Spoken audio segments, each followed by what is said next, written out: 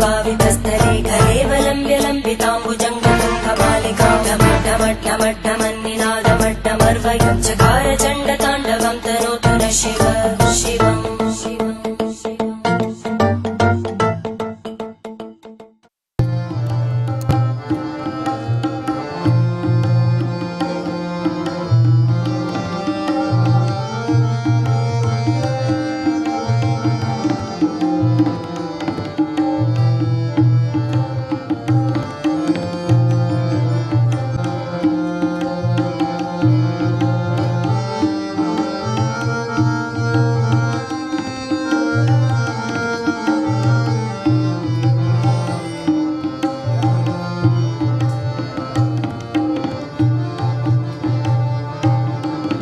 ಸನ್ಮಾನಿಸಬೇಕಾಗಿ ಕೇಳಿಕೊಳ್ತಾ ಇದ್ದೇನೆ.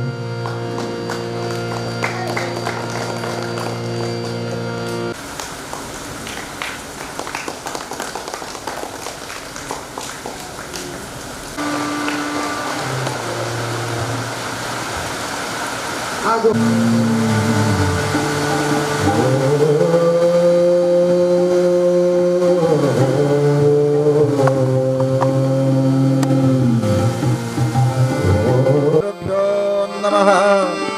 व्यासाय वासाय कालिदासाय नमः। श्री शंकर भगवत्पादाचार्य गुरुपरंपराभ्यो नमः। गुरुर्ब्रह्मा गुरुर्विष्णुः गुरुर्देव महेश्वर गुरु साक्षात् परब्रह्म तस्मै श्री गुरवे नमः। शुक्लांबरधरं विष्णुं शशिवर्णं चतुर्भुजं प्रसन्नवदनं ध्यायेत् सर्वविघ्नोपशान्तये। रामाय रामभद्राय रामचन्द्राय वेदसे रघुनाथाय नाथाय सीताय पतये नमः। कल्याणाद्भुतगात्राय कामिकात्मप्रदायिने श्रीमद्वेङ्कटनाथाय श्रीनिवासाय ते नमः। ಕೀರ್ತನಾರಂಭ ಕಾಲದಲ್ಲಿ ಮಹಾಗಣಪತಿಯ ಸ್ಮರಣೆಯನ್ನು ಮಾಡೋಣ. ಆದಿಯಲಿ ಗಜಮುಖನ ಅರ್ಚಿಸಿ ಆರಾಧಿಸಲು ನೆನೆದ ಭಕ್ತರ ಮನದ ಅಭಿಷ್ಟವ ನೀವ ಮದವೂರ ಪುರದ ಒಡೆಯ ಮದವೂರ ಪುರದ ಒಡೆಯ ಶ್ರೀ ಸಿದ್ಧಿವಿನಾಯಕಗೆ ಶರಣೋ ಶರಣೋ ಶರಣೋ.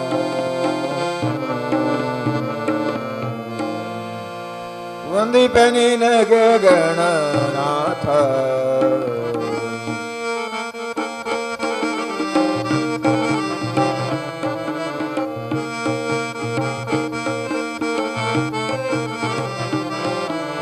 ವಂದಿಪೆ ನಿನಗೆ ಗಣನಾಥ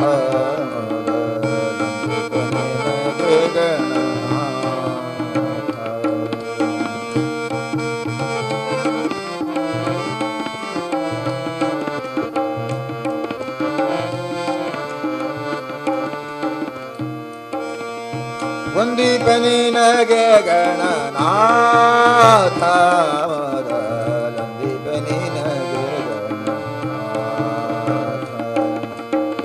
ಬಂದ ವಿಘ್ನಗಳ ಕಳೆ ಗಣನಾಥ ಬಂದ ವಿಘ್ನಗಳ ಕಳೆ ಬಂದ ವಿಘ್ನಗಳ ಕಳೆ ಗಣನಾಥ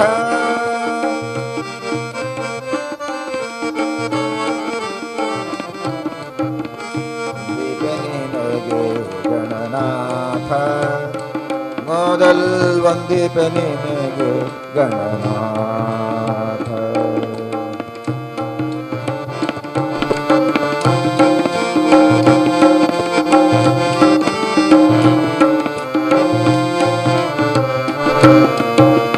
ಮಂಗಳಮೂರ್ತಿ ಗುರು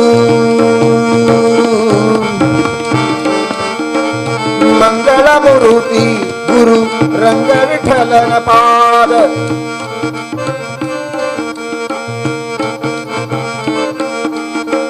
ಮಂಗಳ ಮೂರುತಿ ಗುರು ರಂಗ ವಿಠಲನ ಪಾದ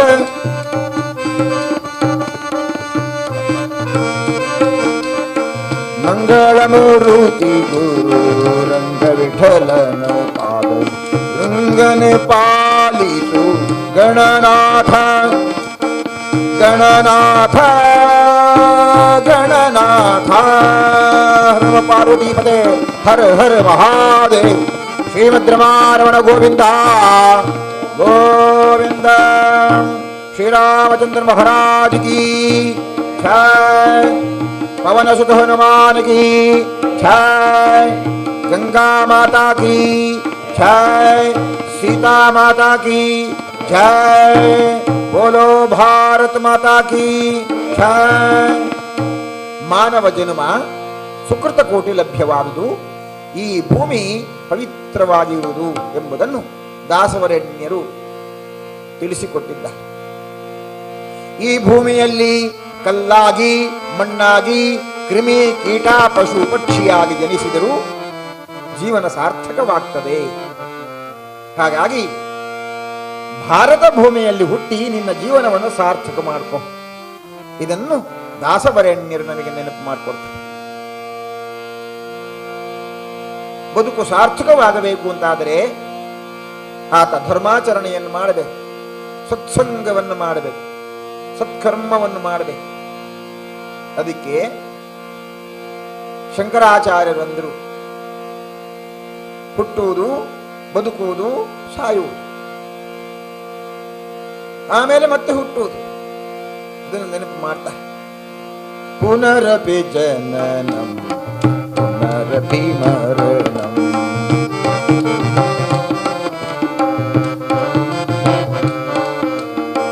पुनरपि जननी जठरे शयनो पुनरपि जननी जठरे शयनो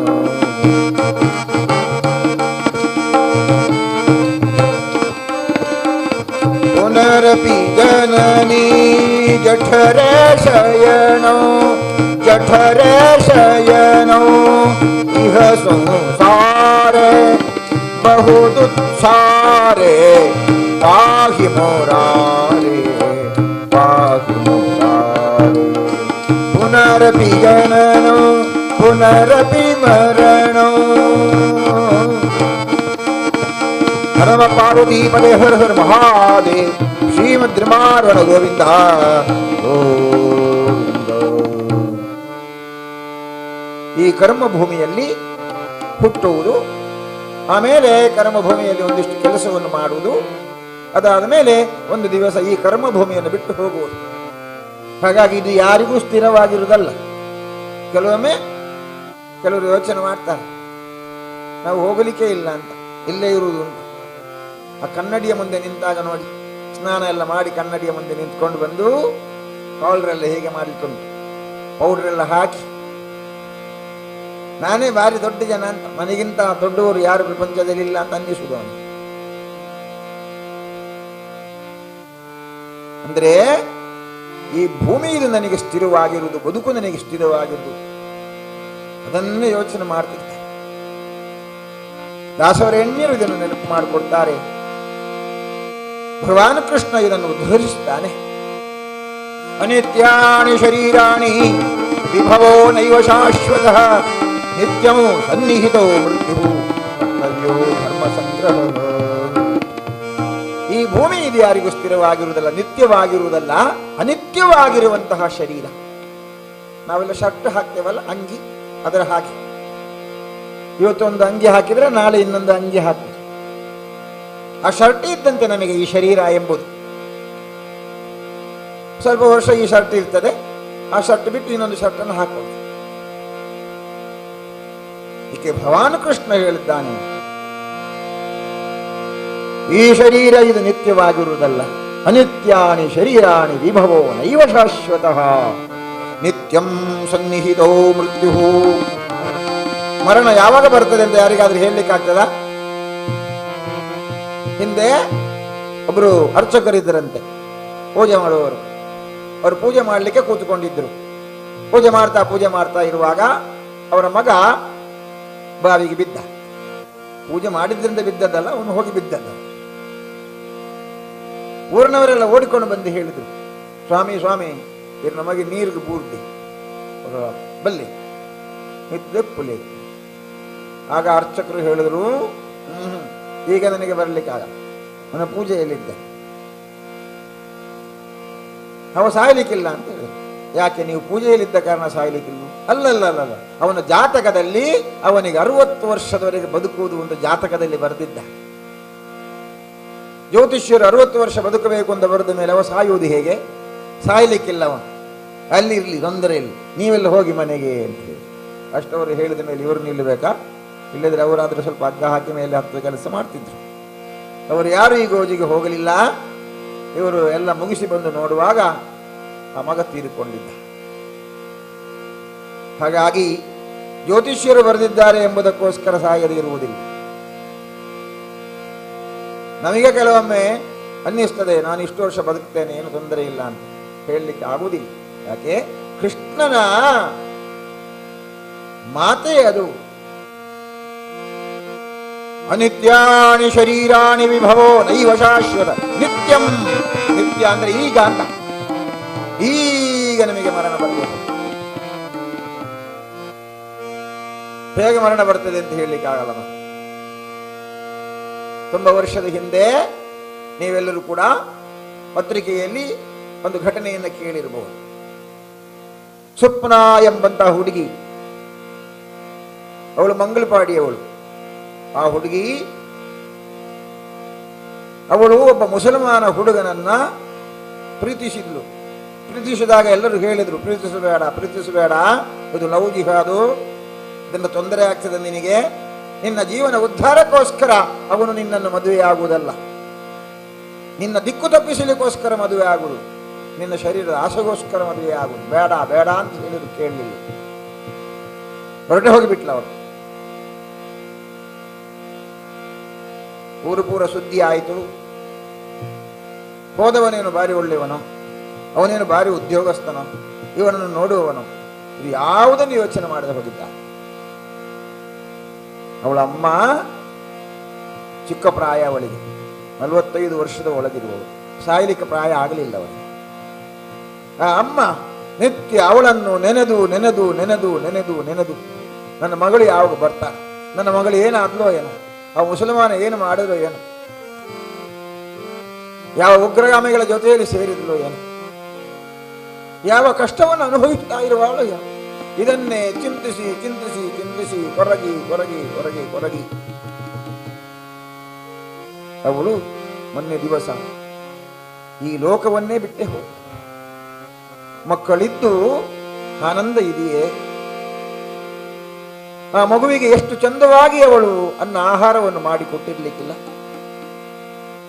ಅವಳಿಗೆ ಬೇಕಾದ ಬಟ್ಟೆ ಬರೆಗಳನ್ನು ಕೊಟ್ಟು, ಅವಳಿಗೆ ಬೇಕಾದ ವಿದ್ಯಾಭ್ಯಾಸವನ್ನು ಕೊಟ್ಟು ಸಾಕಿರುವಂತಹ ತಾಯಿ ಮಗಳನ್ನು ಗ್ರಹಿಸಿ ಗ್ರಹಿಸಿ ಗ್ರಹಿಸಿ ಕೊನೆ ಉಸಿರು ಎಳೆದಿದ್ದಾರೆ ಅಂತಂದ್ರೆ ಇವಳ ಜೀವನ ಉದ್ಧಾರ ಆಗಲಿಕ್ಕೆ ಸಾಧ್ಯವೇ?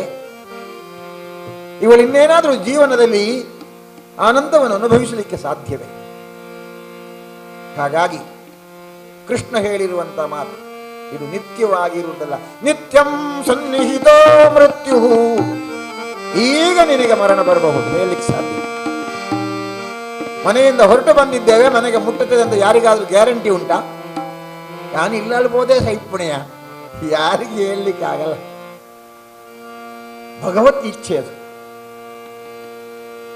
ಯಕ್ಷಗಾನದ ಒಬ್ಬರು ದೊಡ್ಡ ಕಲಾವಿದರು, ದೇವಿ ಬಂದಿದ್ದಾಳೆ, ಆ ದೇವಿಯ ಎದುರು ನಿಂತು ಆ ದೇವಿಯನ್ನು ನೋಡಿ ನೋಡಿ ನೋಡಿ ಅಲ್ಲೇ ಬಿದ್ದು ಆ ದೇವಿಯಲ್ಲೇ ಲೀನವಾಗಿ ಬಿಟ್ಟಿದ್ದಾರೆ.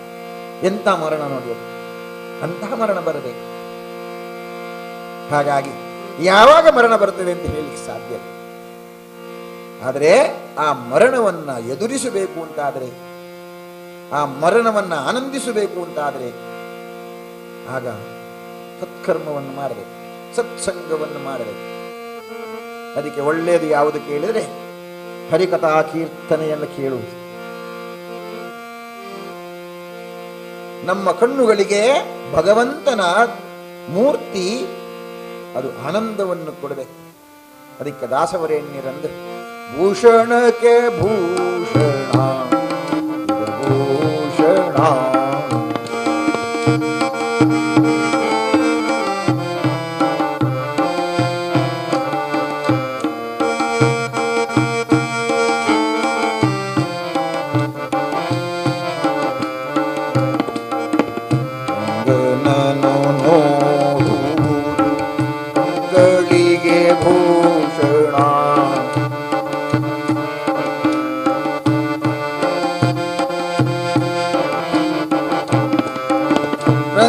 ವಿಠಲ ನಿನ್ನ ನಮ ಅತಿ ಭೂಷಣ ಭೂಷಣಕ್ಕೆ ಭೂಷಣ ಭೂಷಣ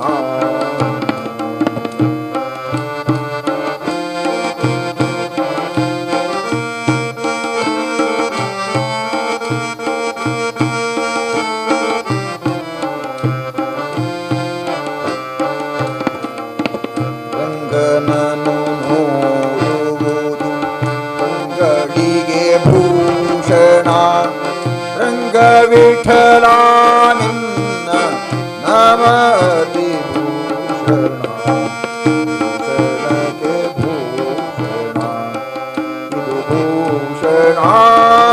ಹರ ನಮ ಪಾರ್ವತಿ ಪದೇ ಹರ ಹರ ಮಹಾದೇವ. ಶ್ರೀಮದ್ರಮಾರಮಣ ಗೋವಿಂದ. श्री रामचंद्र महाराज की, पवन सुत हनुमान की, सीता माता की, बोलो भारत माता की. ಕೆಲವೊಮ್ಮೆ ಭಗವಂತನ ಸೇವೆ ಮಾಡುವಾಗ ಅದು ನೀವೇ ಅವರು ಬೇರೆ ಜನ ಇದ್ದಾರೆ ಮನೆಯಲ್ಲಿ ಸತ್ಯನಾರಾಯಣ ಪೂಜೆ ಮಾಡಿ ಪ್ರಾರ್ಥನೆ ಮಾಡಲಿಕ್ಕೆ ಆಗುವಾಗ ಆರ್ಬರಾಡು ಅಂತ ಹೇಳ್ತಾರೆ. ಏರು ಬರಾಡು ಅವು ಆರು ಹಿರಿಯರು ಉಳ್ಳೇರು ಆರನ್ನು ಲೆಪ್ಪು ಪ್ರಾರ್ಥನೆ ಎಂಕಲಿಗೆ ನಾವು ಹೀಗೆ ಒರೆಸಿದ್ರೆ ಆಯ್ತು. ಮೊಬೈಲ್ ಹಿಡ್ಕೊಂಡು ಒರೆಸು ಪ್ರಾರ್ಥನೆ ಹಿರಿಯವರಿಗೆ ಮಾತ್ರ. ಆರು ದೇವರನ್ನ ಎದುರು ಅಂತಾನೆ ಯಾವುವು ಅಂತ ನಮ್ಮ ಮನಸ್ಸಿನಲ್ಲಿ ಕೂತಿರ್ತೀವಿ. ಹಾಗಾಗಿ ಕೂತವರು ಯಾರು ಹಾಗೆ ಯೋಚನೆ ಮಾಡುವಾಗ ಗೋವಿಂದ ಹಾಕುವಾಗ ಎಲ್ಲರೂ ಗೋವಿಂದ ಹಾಕಬೇಕು. ನಾಳೆ ಪಾಲು ಮಾಡುವಾಗ ಜಾಗ ಪಾಲು ಮಾಡುವಾಗ ಅವು ಆರು ಪ್ರಾರ್ಥನೆಗೂ ಅಂತಾನೆ ಯಾರಿಗೆ ಪಾಲು ಉಪ್ಪಾಡು ಅಂತ ಯಾರಾದರೂ ಹೇಳ್ತಾರೆ. ಪಾಲಿಗಾಗುವಾಗ ಒಂದು ತೆಂಗಿನ ಮರ ಆಚೆ ಈಚೆ ಆದರೆ ಕತ್ತಿ ಪಾಡುವ ಮಗ ಅಂತ ಹೇಳ್ತಾರೆ. ಹಾಗೆ ನಮಗೆ ಬೇಕಾದ್ದಕ್ಕೆ ನಾವು ಕಟಿಬದ್ಧರಾಗಿರ್ತೇವೆ. ದೇವರ ನಾಮಸ್ಮರಣೆಗೆ ಬೇರೆಯವರನ್ನು ಮುಂದೆ ಮಾಡ್ತೇವೆ. ದಾಗಬಾರದು. ಎಲ್ಲರೂ ಗಟ್ಟಿಯಾದ ಧ್ವನಿಯಿಂದ ಭಗವಂತನ ಸ್ಮರಣೆಗೆ ಧ್ವನಿಯನ್ನು ಸೇರಿಸಬೇಕು. बोलो श्री रामचंद्र महाराज की, पवन सुत हनुमान की, गंगा माता की, बोलो भारत माता की. ಕೆಲವರಿಗೆ ಒಂದು ಸಣ್ಣ ಸಂಶಯ, ನನ್ನ ಸ್ವರ ಸರಿ ಜ್ಞಾನ. ಭಗವಂತನ ನಾಮಸ್ಮರಣೆಗೆ ಸ್ವರ ಬೇಕು ಅಂತಿಲ್ಲ, ಒಳ್ಳೆ ಗಟ್ಟಿಯಾಗಿ ಹೇಳಿದರೆ ಸಾಕಾಗತ್ತೆ. ನಾವು ಗಟ್ಟಿಯಾಗಿ ಹೇಳಿದಾಗ ಎರಡು ರೋಗ ಇಲ್ಲದಾಗ್ತದೆ. ಯಾವೆಲ್ಲ ರೋಗ? ಒಂದು ಪ್ರೆಷರು, ಇನ್ನೊಂದು ಶುಗರ್. ಅದಕ್ಕೆ ಮಾತ್ರೆ ನುಂಗಬೇಕು ಅಂತಿಲ್ಲ. ಮೊನ್ನೊಂದು ಮನೆಗೆ ನಾನು ಹೋಗಿದ್ದೆ. ಆ ಮನೆಯಲ್ಲಿರುವ ಹಿರಿಯರು ಭಾರಿ ಆನಂದದಿಂದ ಹೇಳಿದರು, ಮಾಸ್ಟ್ರೆ ಎಂಕ್ 5 ಮಾತ್ರೆ ನುಂಗಿರೆ ಉಂಡು. ಇವರು 5 ಮಾತ್ರೆ ನುಂಗುವುದು ಅಂತ ಹೇಳಲಿಕ್ಕೆ ಭಾರಿ ಇಂಟ್ರೆಸ್ಟ್ ಅವರಿಗೆ.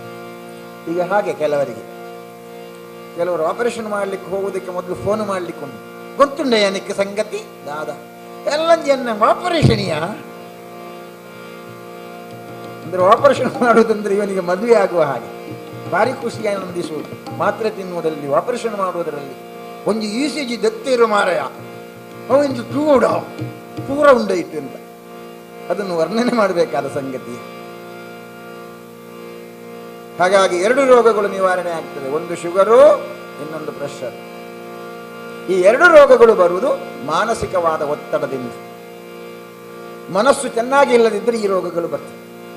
ಅದಕ್ಕೆ ನೀವು ಭಗವಂತನ ಸ್ಮರಣೆಯನ್ನು ಮಾಡಿ, ಭಗವಂತನ ನಾಮಸ್ಮರಣೆಯನ್ನು ಮಾಡುವುದರಿಂದ ಮಾನಸಿಕ ಒತ್ತಡ ಕಡಿಮೆ ಆಗ್ತದೆ. ನೋಡಿ, ಪ್ರಾಯ ಆಗುವಾಗ ಭಗವಂತ ಏನು ಮಾಡ್ತಾನೆ? ಕಣ್ಣು ಕಾಣದ ಹಾಗೆ ಮಾಡ್ತಾನೆ ಅಲ್ವಾ? 40 ವರ್ಷ ಕಳೆದ ಕೂಡಲೇ ಭಗವಂತ ನಮಗೆ ಕಣ್ಣು ಕಾಣದ ಹಾಗೆ ಮಾಡ್ತಾನೆ. ಯಾಕೆ ಕಣ್ಣು ಕಾಣದ ಹಾಗೆ ಮಾಡುದು ಭಗವಂತ? ಸಂಪಾದನೆ ಮಾಡಿ ಮಾಡಿ ಮಾಡಿ ಎಲ್ಲ ಮಾಡಿಟ್ಟಿರ್ತಾನೆ ಹಿರಿಯರವರು. ಆಮೇಲೆ ಮನೆಗೆ ಬಂದ ಸೊಸೆ ಅವಳು ಖರ್ಚು ಮಾಡಲಿಕ್ಕೆ ಶುರು ಮಾಡ್ತಾನೆ. ಹಾಗೆ ಖರ್ಚು ಮಾಡುವಾಗ ಮಾವ ಎಲ್ಲಿಯಾದರೂ ಅದನ್ನು ಹೀಗೆ ಸರಿಯಾಗಿ ನೋಡಿದರೆ, ಆ ಮಾವ ಊಟ ಮಾಡದೆ, ತಿಂಡಿ ತಿನ್ನದೆ, ಕಷ್ಟಪಟ್ಟು ರಾತ್ರಿ ನಿದ್ರೆಗಟ್ಟಿ ಮಾಡಿಟ್ಟ ಹಣದಿಂದ ಇವಳು ಒಳ್ಳೆ ಸೀರೆ, ಒಳ್ಳೆ ಚೂಡಿದಾರ ಅದೆಲ್ಲ ತಗೊಂಡು ಹಾಕುವಾಗ ಮಾವನಿಗೆ ಬೇಜಾರಾಗಲಿಕ್ಕಿಲ್ವ? ಆಗ ಮಾವನಿಗೆ ಏನಾಗಬಹುದು? ಟೆನ್ಷನ್ ಶುರು ಆಗಬಹುದು. ಪೈಸೆ ಮುಗಿಂಡತ್ತಾ ಮಂಡವೀಸಿ. ಅದಕ್ಕೆ ದೇವರೇನು ಮಾಡಿದ್ರು? ಅವಳು ಎಂತ ಚೂಡಿದಾರ ಬೇಕಾದರೂ ಹಾಕಲಿ, ಅವನಿಗೆ ಕಾಣದ ಹಾಗೆ ಕಣ್ಣನ್ನು ಡಿಮ್ಮು ಮಾಡುವುದು. ಆದರೆ ಮಾವ ಏನು ಮಾಡ್ತಾರೆ? ಕನ್ನಡಕ ಇಟ್ಟುಕೊಂಡು ನೋಡುವುದು. ಅದಕ್ಕೆ 2 ಕನ್ನಡಕ, ದೂರ ನೋಡ್ಲಿಕ್ಕೊಂಡು, ಹತ್ತಿರ ನೋಡ್ಲಿಕ್ಕೊಂದು. ಅದರ ಪರಿಣಾಮ ಏನು? ಮಾನಸಿಕವಾದ ಒತ್ತಡ. ಭಗವಂತ ನಿಮ್ಮ ಮಾನಸಿಕ ಒತ್ತಡ ಕಡಿಮೆ ಆಗಲಿ ಅಂತ ಮಾಡಿದರೆ ನಾವು ಕನ್ನಡಕ ಇಟ್ಟುಕೊಂಡು ನೋಡ್ತೇವೆ. ಇನ್ನು ಸ್ವಲ್ಪ ದಿವಸ ಕಳೆಯುವಾಗ ಏನು ಮಾಡ್ತಾರೆ ದೇವರು? ಕಿವಿ ಕೇಳದಾಗೆ ಮಾಡ್ತಾರೆ. ಯಾಕೆ? ತನ್ನ ಮನೆಗೆ ಬಂದ ಸೊಸೆ ತನ್ನ ಮಗ ಕೂತ್ಕೊಂಡು ಮಾತನಾಡ್ಲಿಕ್ಕೊಂಡು ಎಂತ ಮಾತನಾಡುದು? ಈ ಪರಬ್ಬೆಂಜಿ ಸಾಹಿತ್ಯನೇ ಆಡ್ತು ಗಾಳಿ ಬೋತಿಜೆ ಗಾಳಿ ಬೋತಿಜೆ ಗಾಳಿ ಬೋತಿಜೆ ಅಂತ. ಇದು ಸರಿಯಾಗಿ ಈ ಪರಬ್ಬನಿಗೆ ಕೇಳಿದರೆ ಮತ್ತೆ ಬದುಕಿಯಾನ? ಪ್ರೆಷರ್ ಏರ್ಲಿಕ್ಕಿಲ್ವಾ? ಅದಕ್ಕೆ ದೇವರು ಏನು ಮಾಡಿದ್ರು? ಕಿವಿಯನ್ನು ಡಿಮ್ಮು ಮಾಡಿದ್ರು. ಕೇಳುವುದು ಬೇಡ, ಸುಖವಾಗಿ ನಿದ್ರೆ ಮಾಡುವಂತ. ಆದ್ರೆ ಇವ ಏನು ಮಾಡದ? ಇಯರ್ ಫೋನ್ ಇಟ್ಟುಕೊಂಡ. ಹಾಳುದಾಳೆ ಮಣ್ಪಾಳು. ಅದು ಕೇಳಬೇಕು ಅಂತ ಆಸೆ ಏನೇ. ಹಾಗೆ ಭಗವಂತ ನಮಗೆ ಉಪಕಾರ ಮಾಡಿದ್ರು, ನಾವು ಅದಕ್ಕೆ ಶರಣಾಗದೆ ಅದನ್ನೆಲ್ಲ ಎಳೆದು ಹಾಕಿಕೊಂಡು ಮತ್ತೆ ಮತ್ತೆ ಕಷ್ಟವನ್ನು ಅನುಭವಿಸ್ತಾ ಇದ್ದೇವೆ. ಹಾಗಾಗಿ ಪ್ರಾಪಂಚಿಕವಾಗಿರುವಂತಹ ಸುಖ ಎಂದೂ ಸುಖವಲ್ಲ. ಸುಖ ಇರುವುದು ಯಾವುದರಲ್ಲಿ? ಸುಖ ಇರುವುದು ಭಗವಂತನ ಸೇವೆ ಮಾಡುವುದರಲ್ಲಿ. ಬಡವನ ತೆಲ್ಲಿ ಕೇಳಿ ಬಾಲದ ನಲಿ ಕೇಳಿ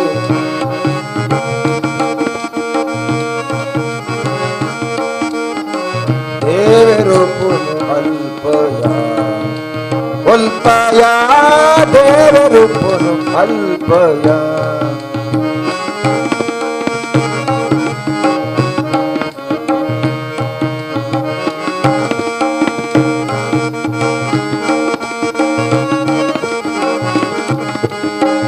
ಬಡವನ ತೆಲಿ ಕೇಳಿ ಬಾಲದ ನಲಿ ಕೇಳಿ ದೇವರು ಅಲ್ಪಯ ಅಲ್ಪಯ ದೇವರು ಅಲ್ಪಯ ಅಲ್ಪಯ ದೇವರು ಅಲ್ಪಯ. ಅಲ್ಪ ದೇವರು ಚಿಕ್ಕ ಚಿಕ್ಕ ಮಕ್ಕಳು ಕುಣಿಯುವುದನ್ನು ನೋಡುವಾಗ ಎಷ್ಟು ಖುಷಿ. ಮನೆಯಲ್ಲಿ ಆ ಮಗು ಸ್ವಲ್ಪ ನಡಿಲಿಕ್ಕೆ ಶುರು ಮಾಡುವಾಗ, ಮೆಲ್ಲ ಮೆಲ್ಲ ನಡೆಯುವಾಗ ಇಬ್ಬರು ಕೂತ್ಕೊಂಡು ಮಾತನಾಡಲಿಕ್ಕೆ ನಡ್ಪೇರೆ ಶುರು ಮಾಡ್ತೇನೆ ನಡ್ಪೇರೆ ಶುರು ಮಾಡ್ತೇನೆ. ಆ ಮಗು ಸ್ವಲ್ಪ 2 ಹೆಜ್ಜೆ ನಡೆದು ಕೆಳಗೆ ಬೀಳುವಾಗ ಬೂರಿಯೇ ಬೂರಿಯೇ ಬೂರಿಯೇ ಎಷ್ಟು ಖುಷಿ. ಆ ಮಗು ಬೀಳುವುದರಲ್ಲಿ ಆನಂದವನ್ನು ಕಾಣುದು, ಆ ಮಗು ನಡೆಯುವುದರಲ್ಲಿ ಆನಂದವನ್ನು ಕಾಣುದು.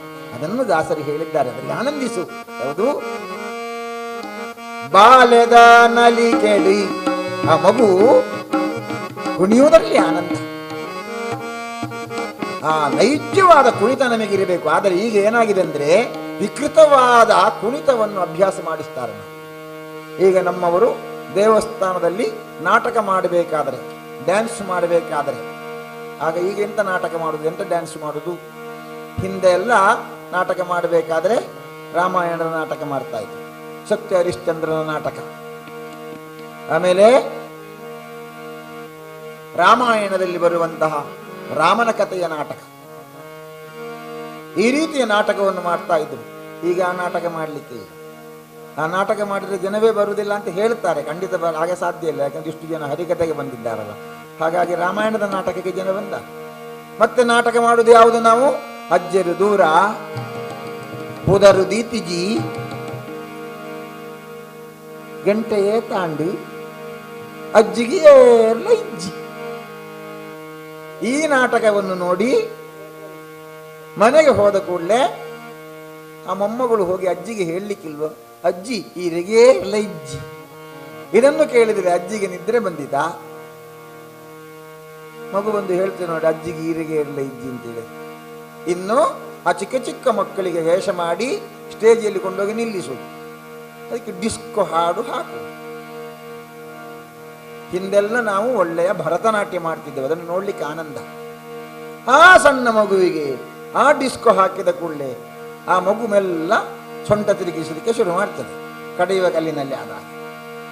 ಆ ಸೊಂಟ ತಿರುಗಿಸುವಾಗ ಎದುರು ಕೂತವರೆಲ್ಲ ಚಪ್ಪಾಳೆ ತಟ್ಟಿ, ವಾ ಲೈಫ್ ಅಲಿಯ, ಎಷ್ಟು ಖುಷಿ ಅದರಲ್ಲಿ. ಅದರ ಪರಿಣಾಮ ಏನು? ಅದರ ಪರಿಣಾಮ ಮುಂದೆ ಒಂದು ದಿವಸ ಆ ಮಗು ಅಸಂಸ್ಕಾರಯುಕ್ತವಾದ ಕೆಲಸವನ್ನು ಮಾಡಿ.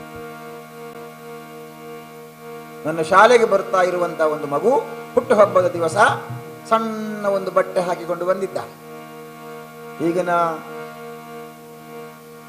ಈ 2018ನೇ ಇಸ್ವಿಯಲ್ಲಿ ಬಟ್ಟೆ ಎಲ್ಲ ಕಡಿಮೆ ಕಡಿಮೆ ಇದ್ರೆ ಸಾಕು, ಟೈಲರಿಗೆಲ್ಲ ತುಂಬ ಕೆಲಸ ಕಡಿಮೆ. ಈಗ ಹೊಲಿಲಿಕ್ಕೆ ಚಿಕ್ಕ ಚಿಕ್ಕ ತುಂಡು ತುಂಡು ಬಟ್ಟೆ ಇದ್ರೆ ಸಾಕಾಗ್ತದೆ. ಎಲ್ಲಿ ಹೋಲ್ಸ್ ಇರಬಾರ್ದು ಅಲ್ಲೆಲ್ಲ ಹೋಲ್ಸ್ ಇಡುವುದು. ಹಿಂದಿನವರೊಂದು ಮಾತು ಹೇಳಿದ್ದಾರೆ, ಹರಿದ ಬಟ್ಟೆಯಾದರೂ ಹೊಲಿದು ಹಾಕು ಅಂತ. ಈಗ ಹಾಗಲ್ಲ, ಈಗ ಹೊಸ ಹೊಸ ಬಟ್ಟೆ ಇದ್ರೂ ಅದಕ್ಕೆ ತೂತು ತೂತು ಮಾಡು, ಈ ಕೊಳಕು ಬಟ್ಟೆ ಹಾಕಿಕೊಂಡು ತಿರುಗಾಟ ಮಾಡುದು. ಆ ಮಗುವಿಗೆ ಒಂದು ಸಣ್ಣ ಬಟ್ಟೆ ಹಾಕಿಕೊಂಡು ಬಂದಿದ್ದಾರೆ ಹುಟ್ಟುಹಬ್ಬ ಅಂತ ಹೇಳಿ. ನೋಡಿ ನನಗೆ ತುಂಬ ಬೇಜಾರಾಯಿತು. ಸಂಜೆ ಡಾಕ್ಟ್ರು ಬಂದರು, ಅವರ ಅಮ್ಮ ಡಾಕ್ಟ್ರು. ಅಮ್ಮನಿಗೆ ಕೇಳಿದೆ, ಅಮ್ಮ ಅಮ್ಮ ಹುಟ್ಟುಹಬ್ಬ ಎಲ್ಲ ಒಳ್ಳೆದಾಗಿದೆ, ಪಾಯಸ ಕೊಟ್ಟಿದ್ದೀರಿ ಶಾಲೆಯಲ್ಲಿ, ಎಲ್ಲರೂ ಪಾಯಸ ತಿಂದಿದ್ದೇವೆ, ಆದರೆ ಮಗುವಿನ ಡ್ರೆಸ್ಸು ಮಾತ್ರ ಒಳ್ಳೆದಿರಲಿಲ್ಲ. ಎಂತಾಗಿದೆ? ಅಲ್ಲ, ಅದು ತುಂಬ ಚಿಕ್ಕದು, ಇಲ್ಲಿಂದ ಇಲ್ಲಿಗೆ ಒಂದು ಹಗ್ಗ, ಮತ್ತೆ ಇಲ್ಲಿಗೆ ಮಾತ್ರ, ಮತ್ತೆ ಕೆಳಗಡೆ ತುಂಬ ಉದ್ದ ಇರಲಿಲ್ಲ ಅದು ಅಂತೆಲ್ಲ ಹೇಳಿದ ಕೂಡಲೇ ಆ ಅಮ್ಮ ಹೇಳಿದರು, ಮಾಸ್ಟ್ರೇ ಆ ಬಾಲ ಇತ್ತ ಪಾಂಡಾಂಡು ಉಕ ಮಳ್ಳೆ ಇನ್ನು ಪಾಡಿ ರಾಪುಂಡ. ಒಳ್ಳೆ ಪ್ರಶ್ನೆ ಅಲ್ಲೋ ಇದು. ಅದಕ್ಕೆ ನನ್ನ ಹತ್ತಿರ ಇದ್ದ ಇನ್ನೊಬ್ಬರು ಮಾಸ್ಟರ್ ಹೇಳಿದರು, ಈಗ ಆ ಮಗುವಿಗೆ ಎಲ್ಲ ಆ ಕಡೆ ಗಾಳಿ ತಾಗಲಿ ಅಂತ ನೀವು ಅಂಥದ್ದು ಹಾಕಿದ್ರೆ ಸ್ವಲ್ಪ ದೊಡ್ಡದಾದ ಮೇಲೆ ಆ ಹುಡುಗಿ ಹೇಳ್ತಾಳೆ, ಅಮ್ಮ ಅಮ್ಮ ಆ ಮಲ್ಲ ಪೂರ ಪಾಂಡ ಗಾಳಿ ಪೂರ ದಿಕ್ಕಿಗೆ ತಾಗುಜಿ ಅಂಚಾದ ಎಲ್ಲಿ ಎಲ್ಲಿಯೋ ಪಾಡುತ್ತೆ ಯಾನು ಆಣಿ ಪಾಡ್ದತ್ತ ಯಾನು ಅಂತ ಹೇಳಿದ್ರೆ ನಿಮಗೇನು ಹೇಳಲಿಕ್ಕುಂಟ ಅಂತ ಕೇಳಿ. ಹೀಗೆ ನಮ್ಮ ವೇಷಭೂಷಣಗಳು ವಿಕೃತವಾಗಿ ಆ ಡಿಸ್ಕೋ ಹಾಡನ್ನು ಕೇಳಿ ಕೇಳಿ ಅದರಲ್ಲಿ ನಮ್ಮ ಜೀವನವನ್ನು ಸಾಗಿಸ್ತಾ ನಮ್ಮ ಮನೆಯಲ್ಲಿ ಒಂದು ರೀತಿಯ ಸಂಸ್ಕಾರ ಅಸಂಸ್ಕಾರವಾಗಿರುವಂತಹ. ಅದಕ್ಕೋಸ್ಕರ ರಾಮಾಯಣದ ಈ ಮಾಸದಲ್ಲಿ ರಾಮನ ಆದರ್ಶವನ್ನು ನಮ್ಮ ಮನೆಯಲ್ಲಿ ಬೆಳಗಿಸಬೇಕು. ಊಟ ಮಾಡಬೇಕಾದ್ರೆ ಭಗವಂತನ ಸ್ಮರಣೆ ಮಾಡಿ ಊಟ ಮಾಡಬೇಕು. ಹೆಣ್ಣು ಮಕ್ಕಳೆಲ್ಲ ಸೀತಾದೇವಿಯಂತೆ ಮೈಪೂರ ಬಟ್ಟೆ ಹಾಕಿಕೊಳ್ಳಬೇಕು. ಹುಡುಗರೆಲ್ಲ ಕೆಲವು ಕಡೆ ಎಲ್ಲ ಹುಡುಗರನ್ನೆಲ್ಲ ನೋಡಿ, ಹಿಂದೆಲ್ಲ ನಾವು 2 ಕಿವಿಗೆ ಟಿಕ್ಕಿ ಹಾಕುತ್ತಿದ್ದದ್ದು, ಈಗ ಹಾಗಲ್ಲ. ಈಗ ಪಂಚಾಯತಿನಿಂದೆಲ್ಲ ಇಂಜೆಕ್ಷನ್ ಕೊಟ್ಟರೆ ಒಂದೇ ಕಿವಿಗೆ ದನಕ್ಕೆ ಕುತ್ತಿರ್ತಾರಲ್ಲ, ಹಾಗೆ ಒಂದು ಕಿವಿಗೆ ಮಾತ್ರ ಕುತ್ತು. ಉದ್ದ ಪ್ಯಾಂಟ್ ಇಲ್ಲ, ಇಲ್ಲಿವರೆಗೆ ಮಾತ್ರ ಒಬ್ಬಳಿ ಚಡ್ಡಿ ಹಾಕು, ದೇವಸ್ಥಾನಕ್ಕೂ ಅದು ಸಾಕಾಗ್ತದೆ. ಈ ತರ ಒಂದು ವಿಕೃತವಾಗಿರುವಂತಹ ಡ್ರೆಸ್ ನಮ್ಮದು. ಅದಕ್ಕೋಸ್ಕರ ಗಂಡು ಮಕ್ಕಳೆಲ್ಲ ರಾಮನಂತೆ ಇರಬೇಕು, ರಾಮನಂತೆ ಬಟ್ಟದ ಬರೆಯನ್ನು ಧರಿಸಬೇಕು. ಹೀಗೆ ರಾಮಾದರ್ಶವಾಗಿರುವ ಜೀವನ ನಮ್ಮದಾಗಬೇಕು. ಮನೆಯಲ್ಲಿರುವಂತಹ ಗಂಡಸರು ರಾಮನಂತೆ, ಹೆಣ್ಣು ಮಕ್ಕಳೆಲ್ಲ ಸೀತೆಯಂತೆ. ಆದರೆ ಆ ಮನೆಯಲ್ಲಿ ಹುಟ್ಟುವ ಮಕ್ಕಳು ಯಾರಂತೆ ಇರ್ತಾರೆ? ಲವಕುಶರಂತೆ ಇರ್ತಾರೆ. ಹಾಗೆ ಮನೆಯ ಮಕ್ಕಳೆಲ್ಲ ಲವಕುಶರಂತೆ ಇರಬೇಕು. ಜೊತೆಯಲ್ಲಿ ಊರ್ಮಿಳೆ, ಭರತ, ಹನುಮಂತ ಇಂಥವರು ಹುಟ್ಟಬೇಕು. ಯಾವ ಮನೆಯಲ್ಲೂ ಕುಂಭಕರ್ಣ ಹುಟ್ಟಬಾರದು. ಈಗ ಗರಿಷ್ಠ ಮನೆಯಲ್ಲಿ ಕುಂಭಕರ್ಣನೇ ಇರುವುದು. ಯಾಕಂದ್ರೆ ರಾತ್ರಿ ಸೀರಿಯಲ್ ನೋಡಿ ನೋಡಿ ನೋಡಿ 1 ಗಂಟೆ 2 ಗಂಟೆಗೆ ಮಲಗುವುದು, ಮತ್ತೆ ಬೆಳಗ್ಗೆ ಸೂರ್ಯೋದಯ ಆದರೂ ನಮಗೆ ಗೊತ್ತಾಗುವುದಿಲ್ಲ, ಹೊರಕ್ಕೆ ಹೊಡಿತಿರ್ತೀವಿ ನಾವು ಕುಂಭಕರ್ಣನ. ಹಾಗಾಗಿ ಯಾವ ಮನೆಯಲ್ಲೂ ಕುಂಭಕರ್ಣ ಹುಟ್ಟಬಾರದು, ಬದಲಾಗಿ ರಾಮನಂತಹ ಸೀತೆಯಂತಹ ಜನ ಹುಟ್ಟಬೇಕು. ಈ ಉದ್ದೇಶದಿಂದ ಈ ರಾಮಾಯಣ ಕಾರ್ಯಕ್ರಮವನ್ನು 1 ತಿಂಗಳ ಕಾಲ ನಾವು ಮಾಡ್ತಾ ಇದ್ದೀವಿ. ರಾಮಾನುಗ್ರಹ ಏನು ಅಂತ ಕೇಳಿದರೆ, ಕಳೆದ ವರ್ಷ 22 ಕಡೆಯಲ್ಲಿ ಮಾಡಿದ್ದೇವೆ, ಈ ವರ್ಷ 32 ಕಡೆ ಮಾಡಿದ್ದೇವೆ. ಈ ವರ್ಷ ನಾವು 33 ಕಡೆ ಮಾಡಬೇಕು ಅಂತ ಯೋಚನೆ ಮಾಡಿ ಕಾಗದ ಹೊರಗಡೆ ಬಂದಾಗಲೇ ಗೊತ್ತಾದ್ದು. ಒಂದು ಭಜನಾ ಮಂಡಳದವರು ಹೇಳಿದರೆ ನನಗೆ ಕಾಗದದಲ್ಲಿ ಪ್ರಿಂಟೇ ಆಗಲಿಲ್ಲ ಅಂತ. ಆಮೇಲೆ ಅವರು ಹೇಳಿಕೊಂಡ್ರು ಏನು ಮಾಡುವುದು. ಹಾಗೆ ಮೊನ್ನೆ ಶುರುವಾಗಬೇಕಾದ್ರೆ ಮೊದಲ ದಿವಸವೇ ಶುರುವಾಗಿದೆ. ಮತ್ತೆ ನಮಗೆ ಗೊತ್ತಾಯಿತು ಸಂಕ್ರಮಣ ಶುರುವಾಗುವುದು 15ನೇ ತಾರೀಕಿಗೆ ಆಗಿದೆ ಅಂತ. ನನಗೆ ಲೆಕ್ಕ ತಪ್ಪಿದೆ, ರಾಮನಿಗೆ ಲೆಕ್ಕ ತಪ್ಪಲಿಲ್ಲ. ಅವನು ಲೆಕ್ಕ ಸರಿ ಇಟ್ಟುಕೊಂಡಿದ್ದಾನೆ. ಹಾಗಾಗಿ ಒಂದು ದಿವಸಕ್ಕೆ ಮುಂಚಿತವಾಗಿಯೇ ಹರಿಕಥೆ ಶುರುವಾಗಿದೆ. ಸಾಧಾರಣ ಒಂದು 150ರಷ್ಟು ಜನ ಆ ದಿವಸ ಆ ಕಾರ್ಯಕ್ರಮದಲ್ಲಿ ಇದ್ದರು. ಅಂದರೆ ಅಷ್ಟು ಜನಕ್ಕೆ ಈ ರಾಮಾಯಣದ ಕಥಾನಕವನ್ನು ಕೇಳುವಂಥ ಒಂದು ಭಾಗ್ಯವನ್ನು ಭಗವಂತ ಅನುಗ್ರಹಿಸಿದ್ದಾನೆ. ಈ ಶುಭ ಮುಹೂರ್ತದಲ್ಲಿ, ಈ ಪ್ರಸನ್ನ ಕಾಲದಲ್ಲಿ ಈ ವರ್ಷ, ಕಳೆದ ವರ್ಷ ಒಂದು ರಾಮನ ಫೋಟೋವನ್ನೇ ಇಡುತ್ತಾ ಇದ್ದೀವಿ. ಈ ವರ್ಷ ಒಳ್ಳೆಯ ಒಂದು ರಾಮನ ಪರಿವಾರದ ವಿಗ್ರಹ ಬಂದಿದೆ ನಮಗೆ. ಪಲಿಮಾರು ಮಠದ ಸ್ವಾಮಿಗಳು ಆ ವಿಗ್ರಹಕ್ಕೆ ಮಂತ್ರಾಕ್ಷತೆಲ್ಲ ಹಾಕಿಕೊಟ್ಟಿದ್ದಾರೆ. ಹಾಗಾಗಿ ಅದಕ್ಕೆ ಇವತ್ತು ಇಲ್ಲಿ 3ನೇ ದಿವಸದ ವಿಶೇಷವಾದಂತಹ ಮಂಗಳಾರತಿಯನ್ನೆಲ್ಲ ಬೆಳಗಿಸಿದ್ದೇವೆ. ಇಂತಹ ಒಂದು ಪವಿತ್ರವಾಗಿರುವಂತಹ ಕಾರ್ಯ, ಈ ಕಾರ್ಯದಿಂದ ನಮ್ಮ ಮನೆಯಲ್ಲಿ ಸುಖ, ಶಾಂತಿ, ನೆಮ್ಮದಿ ಇದೆಲ್ಲ ಸಮೃದ್ಧವಾಗಬೇಕು. ಹಾಗೆ ರಾಮನ ಕಥೆಯನ್ನು ಕೇಳ್ತಾ ಆ ಕಥೆಯನ್ನು ನಾವು ಲೀನವಾಗುತ್ತಾ ನಾವು ರಾಮನಂತೆ ಆಗೋಣ. ಅದಕ್ಕೋಸ್ಕರ ಈ ಕಥಾನಕವನ್ನು ಪ್ರಾರಂಭ ಮಾಡ್ತಾ ಇದ್ದೀವಿ. ಇವತ್ತು ರಾಮನವಮಿ. ಈ ಕಥಾನಕದ ಆರಂಭವನ್ನು ಮಾಡಲಿಕ್ಕೆ ನಿಮ್ಮಲ್ಲಿ ಅನುಮತಿಯನ್ನು ಕೇಳ್ತಾ ಇದ್ದೇನೆ. ಈ ಕಥಾನಕದ ಆರಂಭದಲ್ಲಿ ಹೇಳುವಂತಹ ಹಾಡಿಗೆ ತಾವೆಲ್ಲರೂ ಕೂಡ ಧ್ವನಿ ಸೇರಿಸಬೇಕು. ಧ್ವನಿ ಸೇರಿಸ್ತಾ ಹಾಡನ್ನು ಹಾಡುತ್ತಾ ಹಾಡ್ತಾ ಕಥಾರಂಭವನ್ನು ಮಾಡೋಣ. ಶ್ರೀರಾಮ ಜಯ ರಾಮ ಜಯ ಜಯ ರಾಮ.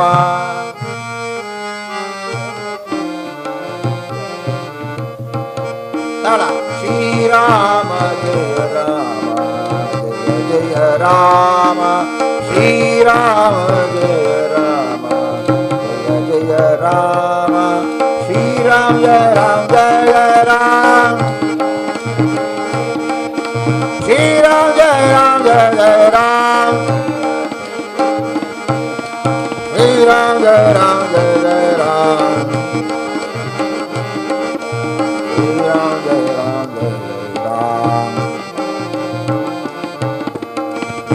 ರಾಮ ಜಯ ರಾಮ ಜಯ ಜಯ ರಾಮ.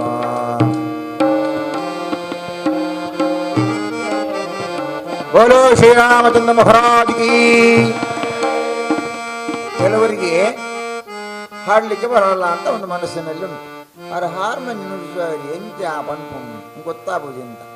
ಮತ್ತೆ ಕೆಲವರಿಗೆ ಏನಂದ್ರೆ ಹಾರ್ಮೋನಿಯ ಸ್ವರ ಕೇಳ್ತದಲ್ಲ, ಹಾಗಾಗಿ ಏನು ಪಂಡಿತರೆಲ್ಲ ತೊಂದರೆ ಇದ್ದಿ ಅಂತ ಅಲ್ಲಿಗೆ ಮೆಲ್ಲ ಹೇಳುದು, ಗಟ್ಟಿಯಾಗಿ ಹೇಳಬೇಕು.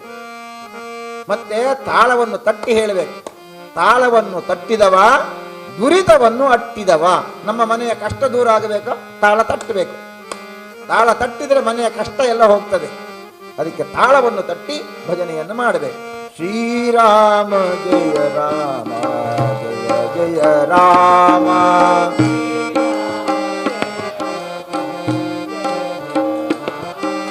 ಶ್ರೀರಾಮ ಜಯ ರಾಮ ಜಯ ಜಯ ರಾಮ. ಶ್ರೀರಾಮ ಶ್ರೀರಾಮ ಜಯ ರಾಮ ಜಯ ಜಯ ರಾಮ.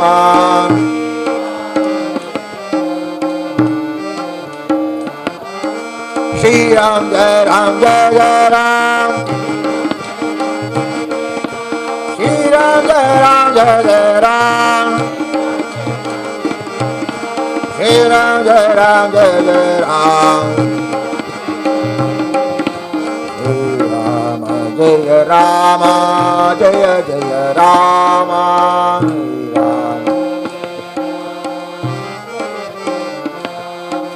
ಶ್ರೀರಾಮ ಜಯ ರಾಮ ಜಯ ಜಯ ರಾಮ. ಶ್ರೀರಾಮ ಶ್ರೀರಾಮ ಜಯ ರಾಮ ಜಯ ಜಯ ರಾಮ.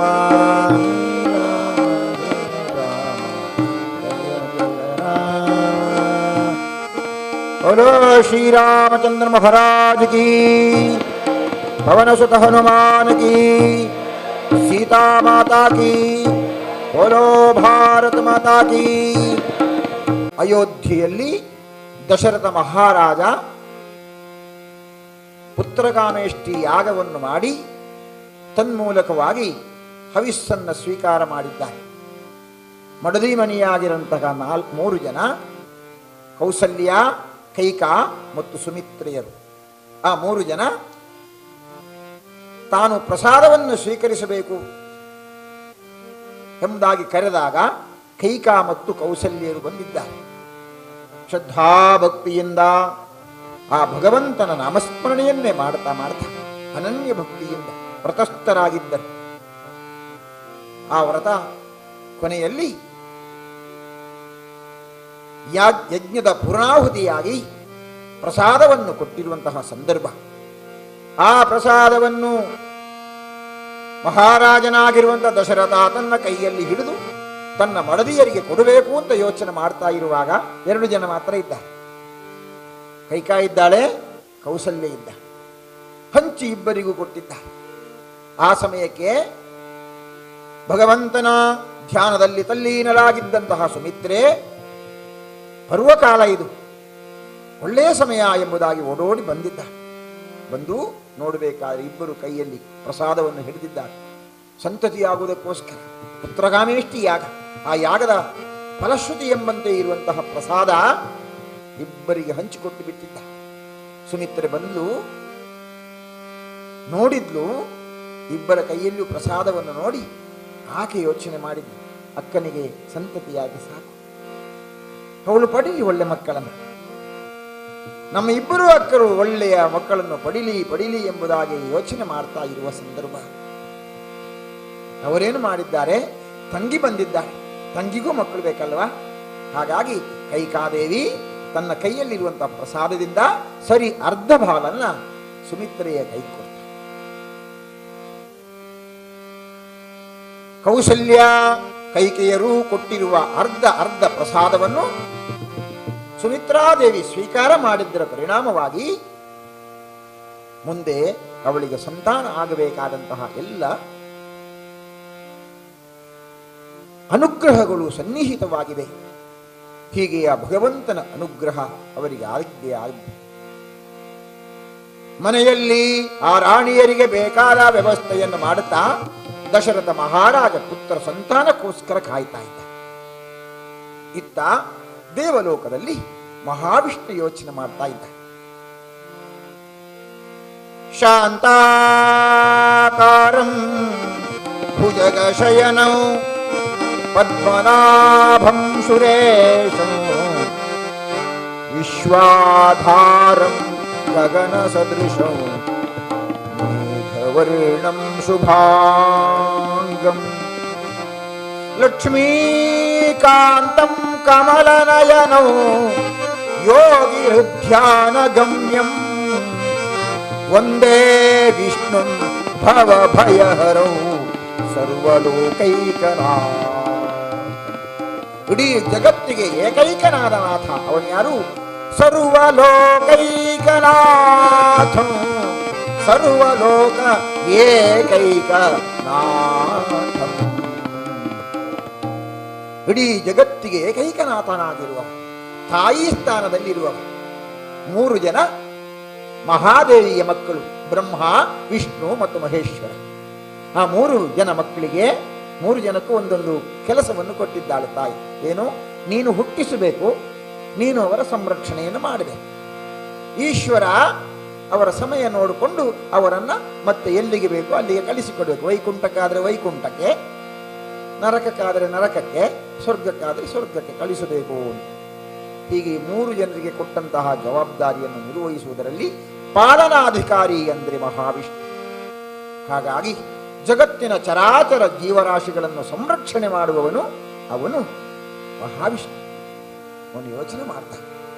ಜಗನ್ನಾಟಕ ಸೂತ್ರಧಾರಿಯಾಗಿರುವ ಪರಮಾತ್ಮ ಪ್ರತಿಯೊಂದು ಗಾತ್ರದಲ್ಲೂ ತನ್ನ ಸೂತ್ರವನ್ನು ಇರಿಸಿ ಆಯಾಯ ಪಾತ್ರವನ್ನು ನಟಿಸುವಂತೆ ಮಾಡಿ ತನ್ನ ನಾಟಕ ಲೀಲೆಯನ್ನು ತಾನೇ ಕಂಡು ಆನಂದ ಪಡ್ತಾನೆ. ದೇವರು ಏನು ಮಾಡ್ತಾರೆ? ದೇವರು ಎಲ್ಲ ಮಾಡಿಸ್ತಾ ಇರ್ತಾರೆ. ಮಾಡಿಸಿ ಅವನು ನೋಡ್ತಾ ಇರ್ತಾನೆ. ನೋಡ್ತಾ ಏನು ತಪ್ಪು ಮಾಡ್ತಾರೆ, ಏನು ಸರಿ ಮಾಡ್ತಾರೆ, ಅದನ್ನು ನೋಡಿ ಅವರನ್ನು ತಿದ್ದುವ ಕೆಲಸವನ್ನು, ಸರಿ ಮಾಡುವ ಕೆಲಸವನ್ನು ಅವನು ಮಾಡ್ತಾ ಮಾಡ್ತಾ ದುಷ್ಟರನ್ನು ಶಿಕ್ಷಿಸಿ ಶಿಷ್ಟರನ್ನು ಪರಿಪಾಲನೆ ಮಾಡುವಂತಹ ಕಾರ್ಯವನ್ನು ಮಾಡ್ತಾ ಮಾಡ್ತಾ ಮಾಡ್ತಾ ಇದ್ದ. ಅಂತಹ ಮಹಾದೇವ, ಮಹಾಮಹಿಮ, ಲೀಲಾ ಮಾನುಷ ವಿಗ್ರಹನಾಗಿರುವಂತಹ ಮಹಾವಿಷ್ಣು ಯೋಚನೆ ಮಾಡ್ತಾ ಇದ್ದಾನೆ. ಭೂಲೋಕದಲ್ಲಿ ಅಧರ್ಮ ಹೆಚ್ಚಾಗಿದೆ, ಅಲ್ಲಿ ಇರ್ತಕ್ಕಂತಹ ಜನ ಕಷ್ಟವನ್ನು ಅನುಭವಿಸ್ತಾ ಇದ್ದಾರೆ. ಅಂತಹ ಆ ಕಷ್ಟದಲ್ಲಿರ್ತಕ್ಕಂತಹ ಜನರನ್ನು ಸುಖವಾಗಿರಿಸುವುದು ಹೇಗೆ?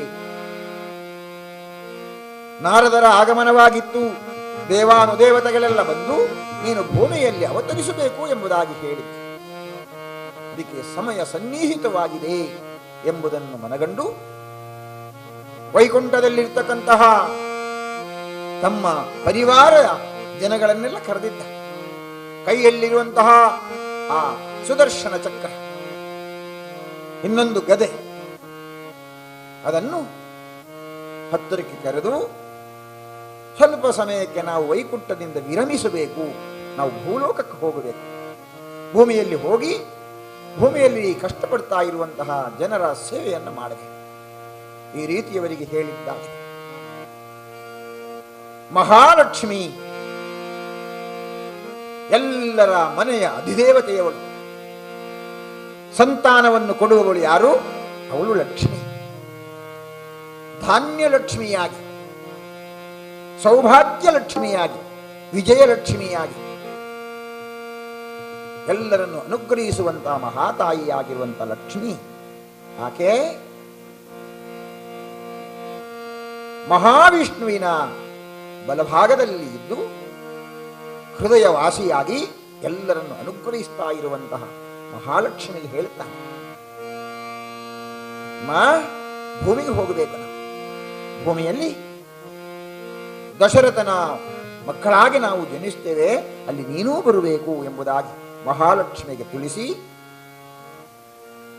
ಶಂಖ ಚಕ್ರ ಗದಾಪದ್ಮಗಳು ಭೂಮಿಯಲ್ಲಿ ಅವತರಿಸುವಂತಹ ಸುಮುಹೂರ್ತ ಸನ್ನಿಹಿತವಾಗ್ತಾ ಇದೆ. ಇತ್ತ ಈ ಮನೆಯಲ್ಲಿ ಕೌಸಲ್ಯ, ಕೈಕಾ, ಸುಮಿತ್ರೆಯರು ಗರ್ಭಿಣಿಯರಾಗಿದ್ದಾರೆ. ಅವರಿಗೆ ಬೇಕಾದ ಶುಶ್ರೂಷೆಯನ್ನು ಮಾಡ್ತಾ ಇದ್ದಾನೆ ದಶರಥ ಮಹಾರಾಜ. ಸಮಯಕ್ಕೆ ಸರಿಯಾಗಿ ಆಹಾರ ತೆಕ್ಕೊಳ್ಳಿ. ನೋಡಿ, ರಾಮಾಯಣದ ಕಥಾನಕವನ್ನು ಓದಿದರೆ, ರಾಮಾಯಣದ ವಿಚಾರವನ್ನು ತಿಳ್ಕೊಂಡ್ರೆ ಆಗ ನಮ್ಮ ಮನೆಯಲ್ಲಿ ಹೇಗಿರಬೇಕು, ಮಕ್ಕಳು ಹೇಗಿರಬೇಕು, ಮನೆಯಲ್ಲಿರುವ ಹಿರಿಯರು ಯಾವ ರೀತಿ ಜೀವನವನ್ನು ಅನುಸರಿಸಬೇಕು ಎಲ್ಲವೂ ನಮಗೆ ಅರ್ಥವಾಗುತ್ತೆ. ದಶರಥ ಮಹಾರಾಜ ತನ್ನ ಮಡದಿಗೆ ತಿಂಗಳಿಗೆ ಏನು ಬೇಕೋ ಆ ವ್ಯವಸ್ಥೆಯನ್ನು ಮಾಡ್ತಾ ಇದ್ದಾರೆ.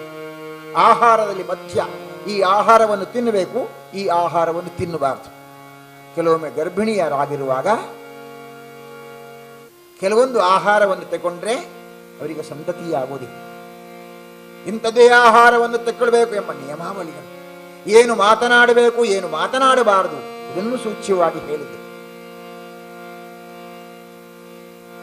ಇತ್ತೀಚೆಗೆ ಒಬ್ಬರು ಹೇಳಿದ್ರು, ನನ್ನ ಮಗ ವಿಪರೀತ ಟಿವಿ ನೋಡುದು, ಅಷ್ಟೇ, ವಿಪರೀತ ಟಿವಿ ನೋಡುದು.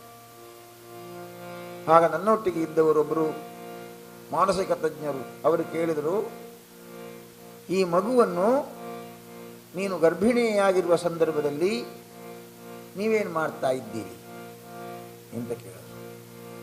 ಅದಕ್ಕೆ ಅಮ್ಮ ಹೇಳುದು, ನಾನು ಶಾಲೆಗೆ ಹೋಗ್ತಾ ಇದ್ದೆ, ನಾನು ಟೀಚರು. ಅದು ಸರಿ, ಬಂದೇನು ಮಾಡ್ತಾ ಇದ್ದೀರಿ? ಅದು ಅತ್ತೆ ಹೇಳಿದ್ರು, ಏನು ಕೆಲಸ ಮಾಡಬಾರ್ದು, ಸುಮ್ಮನೆ ಕೂರಬೇಕು ಅಂತ. ಸುಮ್ಮನೆ ಕೂತ್ಕೊಳ್ಳಿಕ್ಕೆ ಆಗ್ತದಾಗ ನಾನು ಟಿವಿ ನೋಡ್ತಾ ಇದ್ದೆ. ಹಾಗಾಗಿ ಹೊಟ್ಟೆಯಲ್ಲಿರುವಂತಹ ಮಗು ಕೂಡ ಟಿವಿಯೇ ನೋಡಿದ್ದು, ಹುಟ್ಟಿದ ಮೇಲೆ ಟಿವಿಯೇ ನೋಡು.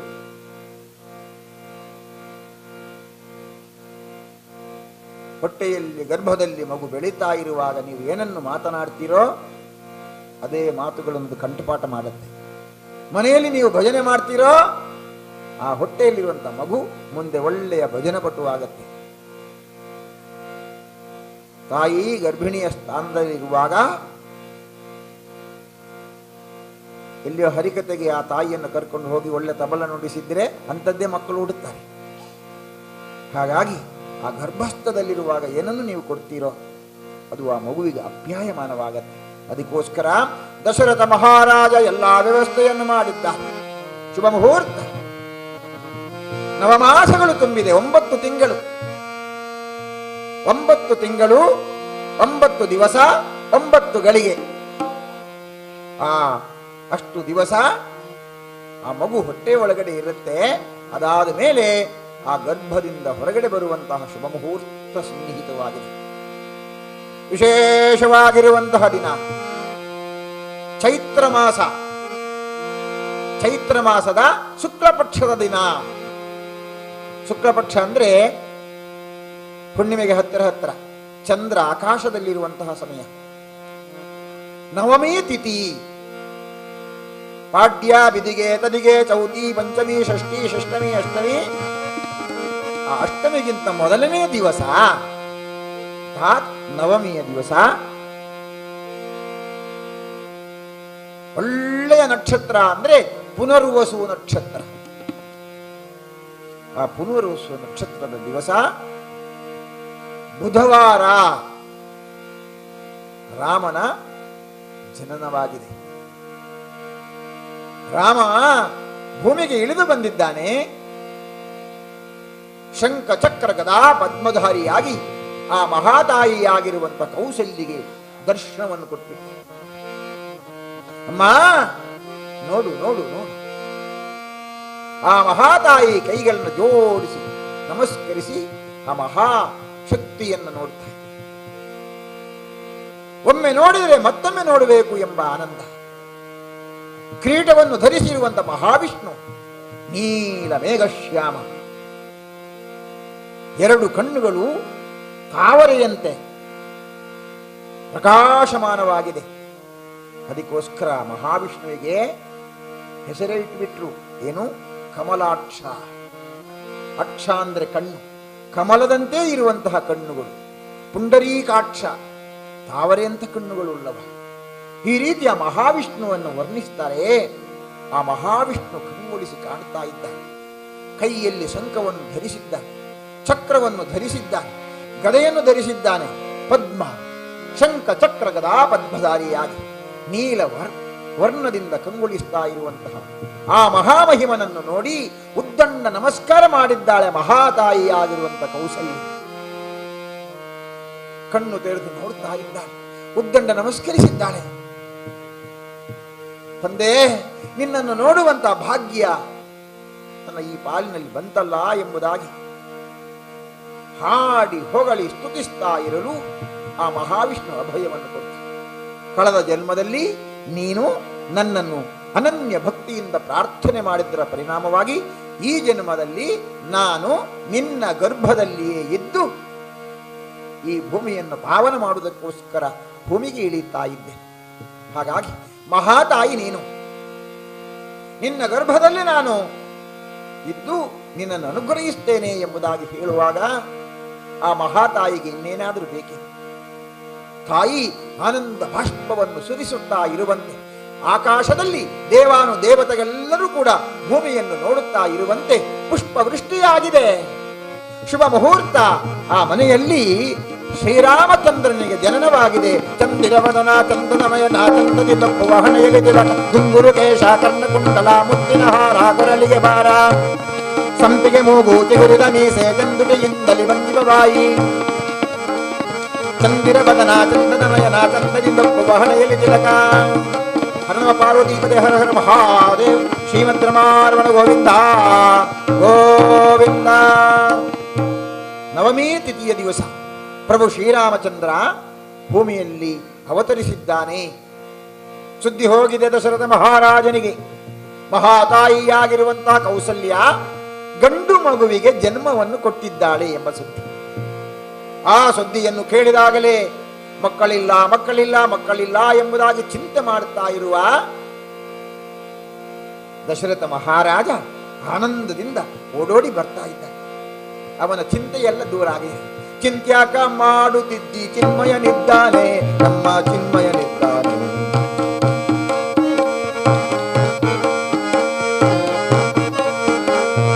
ಚಿಂತ್ಯಾಕ ಮಾಡುತ್ತಿದ್ದಿ ಚಿನ್ಮಯನಿದ್ದಾನೆ, ನಮ್ಮ ಚಿನ್ಮಯನಿದ್ದಾನೆ. ಹರವ ಪಾರ್ವತಿ ಪಾರ್ವತೀಪದೆ ಹರ ಹರ ಮಹಾದೇವ್. ಶ್ರೀಮದ್ ರಮಾರಮಣ ಗೋವಿಂದ ಗೋವಿಂದ. ಶ್ರೀರಾಮಚಂದ್ರ ಮಹಾರಾಜ್ ಕಿ, ಪವನ ಸುತ ಹನುಮಾನ್ ಕಿ, ಸೀತಾ ಮಾತಾ ಕಿ, ಬೋಲೋ ಭಾರತ ಮಾತಾ ಕಿ. ಆ ಮಹಾದೇವ ಉದಯಿಸಿದ್ದೇ ತಡ. ದಶರಥ ಮಹಾರಾಜನ ಚಿಂತೆಯೆಲ್ಲವೂ ದೂರವಾಗಿದೆ. ಯಾಕೆ? ಚಿನ್ಮಯನನ್ನು ಪ್ರಾರ್ಥನೆ ಮಾಡಿತ್ತು. ಚಿನ್ಮಯನನ್ನು ಪ್ರಾರ್ಥನೆ ಮಾಡಿದ ದುಃಖ ಇದೆಯೇ? ದುಃಖದಿಂದ ನಿವಾರಣೆಯಾದಂತಹ ಆ ಮಾನಸಿಕತೆಯಿಂದ ಓಡೋಡಿ ಬಂದು ರಾಣಿಯಲ್ಲಿ ವಿಚಾರಿಸ್ತಾ ಇದ್ದ. ಕಷ್ಟ ಆಯ್ತೇನಮ್ಮ ನಿನಗೆ? ಕೆಲವೊಮ್ಮೆ ಕೆಲವರಿಗೆ ಹೇಳಿ ಹೇಳಿ ಹೆದರಿಸ್ತಾರೆ. ಈ ಹೆರಿಗೆ ಅಂತ ಹೇಳಿದ್ರೆ ಉಂಟಲ್ಲ, ಅದು ಮರಣ ಭಯ, ಸತ್ತು ಹೋಗ್ತದೆ.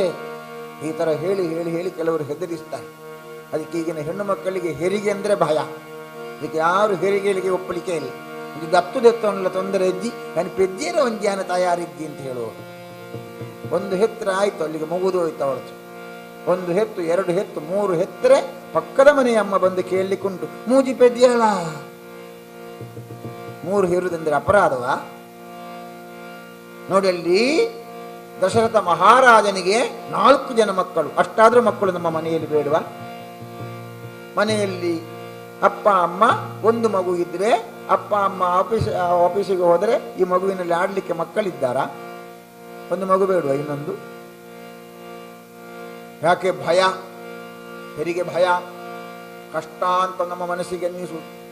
ದಶರಥ ಮಹಾರಾಜ ಬಂದು ಕೇಳ್ತಾನೆ, ಅಮ್ಮ ಕಷ್ಟ ಆಯ್ತೇನಮ್ಮ?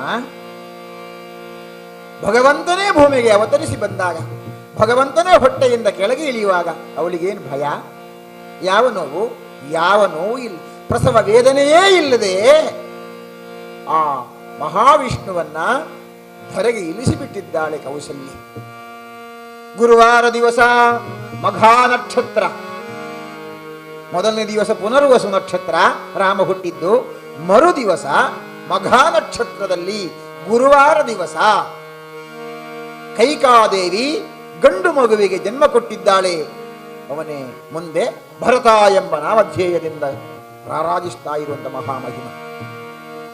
ಅದೇ ದಿವಸ ಸಂಜೆಯ ಹೊತ್ತಿನಲ್ಲಿ ರಾಮ ಮತ್ತು ಭರತರು ಇಬ್ಬರು ಹುಟ್ಟಿಕೊಂಡಿರುವುದು ಮಧ್ಯಾಹ್ನದ ಸಮಯದಲ್ಲಿ, ಸಂಧ್ಯಾ ಸಮಯದ ಹೊತ್ತಿನಲ್ಲಿ. ಆಗ ನಕ್ಷತ್ರ ವ್ಯತ್ಯಾಸ ಆಗಿತ್ತು. ಆಶ್ಲೇಷ ನಕ್ಷತ್ರ, ಆದಿಶೇಷ ಹುಟ್ಟಿದ್ದು ನೋಡಿ, ಆಶ್ಲೇಷ ನಕ್ಷತ್ರ. ಅವನು ಲಕ್ಷ್ಮಣ, ಆದಿಶೇಷನಾಗಿರುವಂತಹ ಲಕ್ಷ್ಮಣ ಭೂಮಿಯಲ್ಲಿ ಅವತರಿಸಿದ್ದಾನೆ. ನಕ್ಷತ್ರ ಯಾವುದು ಕೇಳಿದರೆ ಆದಿಶೇಷನ ಆಶ್ಲೇಷ ನಕ್ಷತ್ರ. ಆ ನಕ್ಷತ್ರದಲ್ಲಿ ಲಕ್ಷ್ಮಣ ಉದಯಿಸಿದ್ದಾನೆ. ಜೊತೆ ಜೊತೆಗೆ ಶತ್ರುಘ್ನನು ಜನಿಸಿದ್ದ. ಇಬ್ಬರು ಕೊಟ್ಟಿರುವ ಪಾಯಸದ ಅಂಶದಲ್ಲಿ 2 ಜನ ಮಕ್ಕಳು, ಅವಳಿ ಜವಳಿ ಮಕ್ಕಳು. ಕಾಣುವಾಗ ಇಬ್ಬರು ಒಂದೇ ರೀತಿ. ಈ ರೀತಿ 4 ಜನ ದಶರಥನ ಅರಮನೆಯಲ್ಲಿ ಮಕ್ಕಳಾಗಿ ಜನಿಸಿದ್ದಾರೆ. ಬಾಲ್ಯ ಲೀಲೆಗಳು. ಆ ಬಾಲ್ಯ ಲೀಲೆಯನ್ನ ನೋಡುತ್ತಾ ನೋಡುತ್ತಾ ನೋಡುತ್ತಾ ಮಕ್ಕಳೆಲ್ಲೇ ಇರ್ತಕ್ಕಂತಹ ದಶರಥ ಆ ಮಕ್ಕಳನ್ನು ನೋಡಿ ನೋಡಿ ನೋಡಿ ಆನಂದಿಸ್ತಾ ಇದ್ದ. ಆಡುವ ಮಕ್ಕಳು ಮನೆಯ ಕಟ್ಟಿದರು, ಆಟ ಸಾಕಿಂದು ಮುರಿದೋಡಿದರು.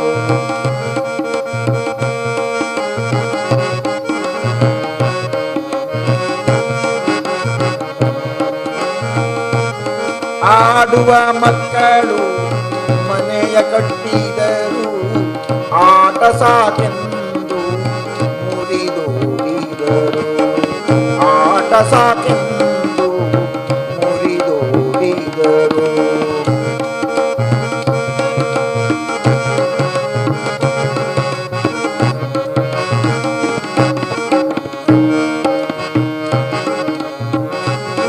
ಇರಬೇಕು ಸಂಸಾರ, ಹೇಗಿರಬೇಕು? ಇರಬೇಕು ಸಂಸಾರ. ಆಡುವ ಮಕ್ಕಳು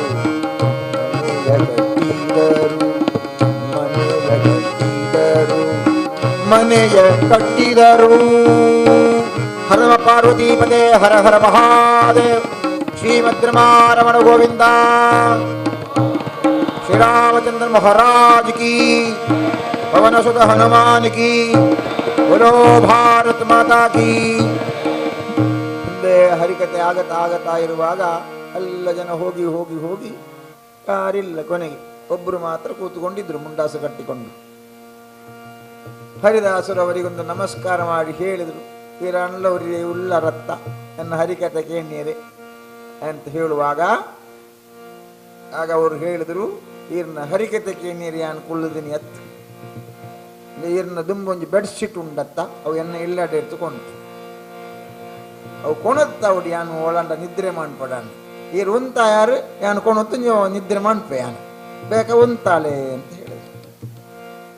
ಈಗ ಹಿಂದೆ ಹರಿಕತೆಗೆ ಜನ ಬರಲ್ಲ, ಬಂದವರು ಪೂರ್ಣ ಇರುವುದಿಲ್ಲ. ಆದರೆ ಇಲ್ಲಿ ಶುರುವಾಗುವಾಗ ಸ್ವಲ್ಪ ಜನವೇ ಇದ್ದರು. ಈಗ ಹೆಚ್ಚಾಗತ್ತಾ ಈಗ ಚೇರೆಲ್ಲ ಖಾಲಿ ಆಗ್ತಾ ಇದೆ. ನಾನು ಇದನ್ನು ಹೇಳಿದ್ದು ಯಾಕಂದ್ರೆ ಆ ಎಡೆಗೆ ಬಂದವರಿಗೆ ಕತೆ ಪೂರ್ಣ ಗೊತ್ತಾಗೋದಿಲ್ಲ. ಸೀರಿಯಲ್ ನೋಡಿದಾಗ ಆಗ್ತದೆ, ಮೂರಾಣಿತೊಂಜಿ ಸೀರಿಯಲ್ ಕಟ್ಟಾತಂಗಿಯ ಅಂಚದವು ಓಟಿಗೆ ತಿನ್ನಲು ಗೊತ್ತಾ ಪೂಜಿ ಅಂತ. ಹಾಗಾಗಿ ಅರ್ಧದಿಂದ ಬಂದವರಿಗೆ ಕತೆ ಗೊತ್ತಾಗೋದಿಲ್ಲ. ರಾಮಾಯಣದ ಕಥೆಯನ್ನೆಲ್ಲ ಕೇಳಿರುವಂತಹ ಒಬ್ಬ ವ್ಯಕ್ತಿ ಎಲ್ಲ ಕಥೆ ಆದ ಮೇಲೆ ಪ್ರವಚನಕಾರ ಹೇಳಿದನು, ನಿಖಿಲಗಾದ ಆಯ್ತಾಡ್ಲ ಕೇನರ ಇತ್ತಂದ್ರೆ ಕೇಳೋದು ಎಲ್ಲರಿಗೂ ಯಾನು ಬರ್ಪುಜಿ ರಾಮಾಯಣದ ಕಥೆ ಯಾನು ಪೂರ ಪಂತೆ ದಾದಾ ಕೇಣಿಯರ ಉಂಡ ಅಂತ ಕೇಳಿದ. ಆಗ ಒಬ್ಬ ಪುಣ್ಯಾತ್ಮ ಎದ್ದು ನಿಂತುಕೊಂಡು ಕೇಳಿದಂತೆ, ಹಿರಿ ಅಪಲ ಪನ್ನಾಗ ರಾಮ ರಾವಣ ಅಂತ ಪಂಡ ಹೊಂದಿತ್ತಾರೆ ಐಟ್ ದುಷ್ಟ ಏರಿಂದ ಎಂಕ ಗೊತ್ತಾದಜಿ ಅವು ರಾಮೇನ ರಾವಣೇನ ಒಂಜಿ ಇರಪ ನೋಡು ಅಂತ ಹೇಳಿದ್ರು. ಅಷ್ಟು ಹೇಳಿದ ಕೂಡಲೇ ಹರಿದಾಸರು ಹೇಳಿದ್ರಂತೆ, ರಾಮನೂ ಅಲ್ಲ ದುಷ್ಟ, ರಾವಣನೂ ಅಲ್ಲ ದುಷ್ಟ. ಇಷ್ಟು ದಿವಸ ನಾನು ನಿಮ್ಮ ಮುಂದೆ ಪ್ರವಚನ ಮಾಡಿ ನಿಮ್ಮನ್ನು ಕೂತುಗೊಳಿಸಿ ನಿಮಗೆ ಕಷ್ಟ ಕೊಟ್ಟೆ ಅಲ್ಲ, ಅಂತಹ ದೊಡ್ಡ ದುಷ್ಟ ನಾನೇ ಅಂತ ಹೇಳಿದಂತ. ಹಾಗಾಗಿ ಭಗವಂತನ ನಾಮಸ್ಮರಣೆಯನ್ನ, ಭಗವಂತನ ಕಥೆಯನ್ನು ಪೂರ್ಣ ಕೇಳಿದರೆ ಮಾತ್ರ ಪ್ರಾಪ್ತವಾಗ್ತದೆ ಪೂರ್ಣವಾಗಿ. ಅದಕ್ಕೆ ಈಗ ಬಂದವರಿಗೆ ಒಂದು ಅವಕಾಶ ಏನಂದ್ರೆ, ರಾಮನ ಧ್ವನಿಗೆ ನಮ್ಮ ಧ್ವನಿಯನ್ನು ಸೇರಿಸಬೇಕು, ರಾಮನ ಕಥೆಗೆ ನಾವು ಅನುಕೂಲವಾಗಿರಬೇಕು, ರಾಮನಲ್ಲಿ ನಾವು ಲೀನವಾಗಿರಬೇಕು. ಅದಕ್ಕೋಸ್ಕರ ಜಯಘೋಷವನ್ನು ಹಾಕಬೇಕು. ಬೋಲೋ ಶ್ರೀರಾಮಚಂದ್ರ ಮಹಾರಾಜ್ ಕಿ, ಪವನ ಸುತ ಹನುಮಾನ್ ಕಿ, ಗಂಗಾ ಮಾತಾ ಕಿ, ಬೋಲೋ ಭಾರತ ಮಾತಾ ಕಿ, ಸೀತಾ ಮಾತಾ ಕಿ. ಹೀಗೆ ಆ ಮನೆಯಲ್ಲಿ ಮಕ್ಕಳು ಆಡುತ್ತಾ ಕುಣಿಯುತ್ತಾ ಕುಪ್ಪಳಿಸ್ತಾ ಇರುವ ಕಾಲ ದಶರಥ ಮಹಾರಾಜ ನೋಡ್ತಾನೆ. ಕೈಕಾದೇವಿ ಬಂದು ನೋಡ್ತಾಳೆ, ನೋಡಿ ಹೇಳ್ತಾಳೆ, ತೂಲೆ ತೂಲೆ ಅಂತ. ಎಂತ ತೂಲೆ ತೂಲೆ? ಕೆಲವೊಮ್ಮೆ ಗಂಡ ಹೆಂಡತಿ ಕೂತು ಆ ಮಗು ಆಡುವಾಗ ನೋಡ್ಲಿಕ್ಕುಂಟು. ಅವು ನಡುಪುನ ತೂಲೆಗೆ ಇರನಟ್ಟಿಲೆಕ್ಕನೇ ತೋಜುಂಡು ಅಂತ. ಅಪ್ಪ ನಡೆಯುವುದು, ಅದು ಮಗು ನಡೆಯುವುದಲ್ವಾ? ಅಪ್ಪ ನಡೆಯುವಾಗ ಆದರೆ ದೊಡ್ಡ ದೊಡ್ಡ ಹೆಜ್ಜೆ ಇಟ್ಟುಕೊಂಡು ನಡೀತದೆ, ಮಗು ನಡೆಯುವಾಗ ಆದರೂ ಹೆಂಡತಿಗೆ ಒಂದು ಗಂಡನನ್ನು ಕುಟ್ಟುವುದವಳು ಈರು ನಡಿಪಿಲೆಕ್ಕನೆ ತೋಜುಂಡು ಅಂತ. ಆಗ ಅವನು ಸುಮ್ಮನಿರ್ತಾನ, ಅವನೇನು ಹೇಳ್ತಾನೆ, ನೋಡು ನೋಡು ನೋಡು ಅದರ ಮೂಗು ನಿನ್ನ ಹಾಗೆ ಉಂಟು. ಹೀಗೆ ಆ ಅಪ್ಪ ಅಮ್ಮ ಇಬ್ಬರು ಕೂತ್ಕೊಂಡು ಆ ಮಗುವಿನ ಬಗ್ಗೆ ವರ್ಣನೆ ಮಾಡ್ತಾರೆ. ಮೂಗು ನಿನ್ನ ಹಾಗೆ, ಕಣ್ಣು ನಿನ್ನ ಹಾಗೆ, ಕಿವಿ ನಿನ್ನ ಹಾಗೆ, ಆ ಶರೀರ ನಿನ್ನ ಹಾಗೆ. ಹೀಗೆ ಪರಸ್ಪರ ಮಾತನಾಡ್ತಾ ಮಾತನಾಡ್ತಾ ಮಾತನಾಡ್ತಾ ಆನಂದವನ್ನು ಅನುಭವಿಸ್ತಾ ಇದ್ದಾರೆ. ನೋಡಿ, ದಶರಥ ಮಹಾರಾಜನ ಮನೆಯಲ್ಲಿ ದೀಪವೇ ಇಲ್ಲದೆ ಇರುವಂತಹ ಒಂದು ಸ್ಥಿತಿ ನಿರ್ಮಾಣವಾಗಿತ್ತು. ಮದುವೆಯಾಗಿ ಮಕ್ಕಳೇ ಇರಲಿಲ್ಲ, ದುಃಖ ಯಾವಾಗಲೂ. ಹಿರಿಯರೊಬ್ಬರು ಹೇಳಿದರು, ಚಿಂತಾದಪಿ ಚಿತಾದಪಿ ಬಿಂದು ಮಾತ್ರ ವಿಶೇಷತಃ ಚಿತಾದಹತಿ ನಿರ್ಜೀವಂ ಚಿಂತಾದಹತಿ ಜೀವನಂ. ಚಿಂತೆ ಮತ್ತು ಚಿತೆ ಅದನ್ನು ಬರೆಯುವಾಗ, ಕನ್ನಡದಲ್ಲಿ ಬರೆಯುವಾಗ ಚಿಂತೆ ಮತ್ತು ಚಿತೆ ಅಂತ ಬರೀಲಿಕ್ಕೆ ಏನು ವ್ಯತ್ಯಾಸ? ಚಿಂತೆ ಅಂತ ಬರಿಬೇಕಾದ್ರೆ ಸೊನ್ನೆ ಬೇಕು, ಚಿತೆ ಅಂತ ಬರಿಬೇಕಾದ್ರೆ ಸೊನ್ನೆ ಬೇಡ. ಚಿಂತಾದಪಿ ಚಿತಾದಪಿ ಬಿಂದು ಮಾತ್ರ ವಿಶೇಷತಃ, ಆ ಸೊನ್ನೆ ಮಾತ್ರ ಅದಕ್ಕೆ ವಿಶೇಷ. ಆದರೆ ಚಿಂತೆ ಏನ್ ಮಾಡ್ತದೆ? ಯಾರಿಗಾದ್ರೂ ಚಿಂತೆ ಬಂತು ಅಂತ ಇಟ್ಕೊಳ್ಳುವ, ನಿಮ್ಮ ಊರಿನಲ್ಲಿ ಇರಬಹುದು ಕೆಲವರು ಚಿಂತೆ ಬಂದವರು, ಬಾರಿ ಬೇಜಾರು, ಯಾರು ಬೇರೆ ಬೇರೆ ರೀತಿಯ ಬೇಜಾರಿನವರು ಇರ್ತಾರೆ. ಆ ಬೇಜಾರವರು ಇದ್ರೆ ಏನು ಮಾಡ್ತಾರೆ ನೋಡಿ ನೀವು, ಎಲ್ಲೋ ಅಂಗಡಿಯ ಬಾಗಿಲಿನಲ್ಲಿಯೋ ಅಥವಾ ಯಾರೋ ಜನ ಇಲ್ಲದಲ್ಲಿ ಮೋರಿಯಲ್ಲೆಲ್ಲ ಕೂತ್ಕೊಳ್ಳೋದು ಅವರು ಹೋಗಿ ಕೂತ್ಕೊಂಡು ಮತ್ತೊಂದು ಕಿಸೆಗೆ ಕೈ ಹಾಕಿ ಒಂದು ಪ್ಯಾಕೆಟ್ ಹೊರಗೆ ತೆಗೆದು ಅದನ್ನು ಹೀಗೆ ಹಾಕಿ ಒಳ್ಳೆ ಹೀಗೆ ಉಂಡೆ ಮಾಡಲಿಕ್ಕೆ ಉಂಡೆ ಮಾಡಿ ತುಟಿ ಎಳೆದು ಅದರ ಅಡಿಯಲ್ಲಿದ್ದು ಮಂಗ ಮುಸುಡು ಕಣ್ಣು ಪಿಲಿ ಪಿಲಿ ಪಿಲಿ ಪಿಲಿ ಮಾಡಿಕೊಂಡು ಕೂತ್ಕೊಳ್ಳೋದು, ಮತ್ತೆ ಅಲ್ಲೇ ಉಗುಳುದು ಆಚೆ ಈಚೆ ಎಲ್ಲ ಇದ್ದಲ್ಲೆಲ್ಲ ಉಗುಳು ಹಾಕೋದು ಕೆಲಸ. ಏನವನಿಗೆ ಚಿಂತೆ, ದಾಯಿ ಮಾರ ಏನು ಪೂರ ತಿನ್ಪಣಿ ನಿನ್ನ ಶರೀರ ಹಾಲಾಪುಂಟು ಬೇಜಾರಿಯ ಬೇಜಾರು ಅಂತ ಹೇಳ್ತಾರೆ. ಹಾಗೆ ಬೇಜಾರಾಗಿ ಏನಾಗ್ತದೆ ಅದು ಕೊನೆಗೆ ಆ ರೀತಿ ಯಾರಿಗೆ ಚಿಂತೆ ಬಂದಿರ್ತದೋ ಆ ಚಿಂತೆಯಿಂದ ಆ ಚಿಂತೆಯನ್ನೇ ಆ ವಿಚಾರವನ್ನ ಗ್ರಹಿಸಿ ಗ್ರಹಿಸಿ ಗ್ರಹಿಸಿ ಮನೆಯಲ್ಲಿರುವ ಗೋಡೆಗೆ ಒರಗಿ ಒರಗಿ ಒರಗಿ ಅದನ್ನೇ ಗ್ರಹಿಸಿ ಗ್ರಹಿಸಿ ಗ್ರಹಿಸಿ ಕೊರಗಿ ಕೊರಗಿ ಕೊರಗಿ ಕೊನೆಗೊಂದು ದಿವಸ ಪ್ರಾಣ ಬಿಡ್ತಾನೆ. ಸೀಕಿದ್ಯಾನ್ಯ ನಾನು ಹೋಯಿನಿ, ಯಾರಿಗೂ ಗೊತ್ತಿರುವುದು ಇದು ಇಲ್ಲಿಗೆ ಇಟ್ಟುಕೊಂಡು ಮಂಗ ಮುಸುಳು ಮಾಡಿದ್ರೆ ಯಾರಿಗಾದ್ರೂ ಗೊತ್ತಿರ್ತದ? ಮತ್ತೆ ಅವನಿಗೆ ಊಟ ಸೇರ್ಲಿಕ್ಕಿಲ್ಲ, ಹೋಯಿನಿ ಅಂತಂದ್ರೆ ಯಾರಿಗೂ ಗೊತ್ತಿಲ್ಲ. ಹಾಗಾಗಿ ಯಾರಿಗೂ ಚಿಂತೆ ಬರಬಾರದು. ಈ ಚಿಂತೆ ದಶರಥ ಮಹಾರಾಜನಿಗಿತ್ತು. ಏನು ಚಿಂತೆ? ಮಕ್ಕಳಿಲ್ಲ ಎಂಬ ಚಿಂತೆ. ಅದಕ್ಕೋಸ್ಕರ ಅದನ್ನೇ ಗ್ರಹಿಸಿ ಗ್ರಹಿಸಿ ಕೊರಗಿ ಕೊರಗಿ ಇರ್ತಾ ಇರುವಂತಹ ದಶರಥನಿಗೆ ಮನೆಯಲ್ಲಿ 4 ಮಕ್ಕಳು. ಹೇಗಿರ್ಬೋದಲ್ಲ ಅದು? ಬಡವನಾದವಗೆ ಸಿರಿಯು ಬಂದಂತೆ. ಮನೆಯಲ್ಲಿ ಏನೂ ಇಲ್ಲ, ಊಟಕ್ಕಿಲ್ಲ, ಬಟ್ಟೆ ಬರೆ ಹಾಕಲಿಕ್ಕಿಲ್ಲ, ಮೈ ಮೇಲೆ ಚಿನ್ನ ಹಾಕಲಿಕ್ಕಿಲ್ಲ, ಬಂದವರಿಗೆ ಒಂದು ಮುಷ್ಟಿ ಅನ್ನ ಕೊಡ್ಲಿಕ್ಕಿಲ್ಲ. ಈಗ ಬಂದವರಿಗೆ ನೀರು ಕೊಡುವುದಿಲ್ಲ, ಯಾಕಂದ್ರೆ ಸೀರಿಯಲ್ ಕಟ್ಟಾಗ್ತದೆ ಅಂತ. ಈ ರೀತಿ ಇರುವಂತಹ ಬಡವನಿಗೆ ಸಿರಿಯು ಬಂದಂತೆ. ಬಡವನಾದವಗೆ ಸಿರಿಯು ಬಂದಂತೆ, ಕಣ್ಣಿಲ್ಲದವಗೆ ಕಣ್ಣು ಬಂದಂತೆ. ಕಣ್ಣೇ ಇಲ್ಲ ಕಾಣಲಿಕ್ಕೆ, ಇನ್ನೊಬ್ಬರು ನೋಡ್ಲಿಕ್ಕೆ ಆಗ್ತಾ ಇಲ್ಲ, ಅವನಿಗೆ ಕಣ್ಣು ಬಂದ್ರೆ ಹೇಗಿರ್ಬಹುದಲ್ವಾ?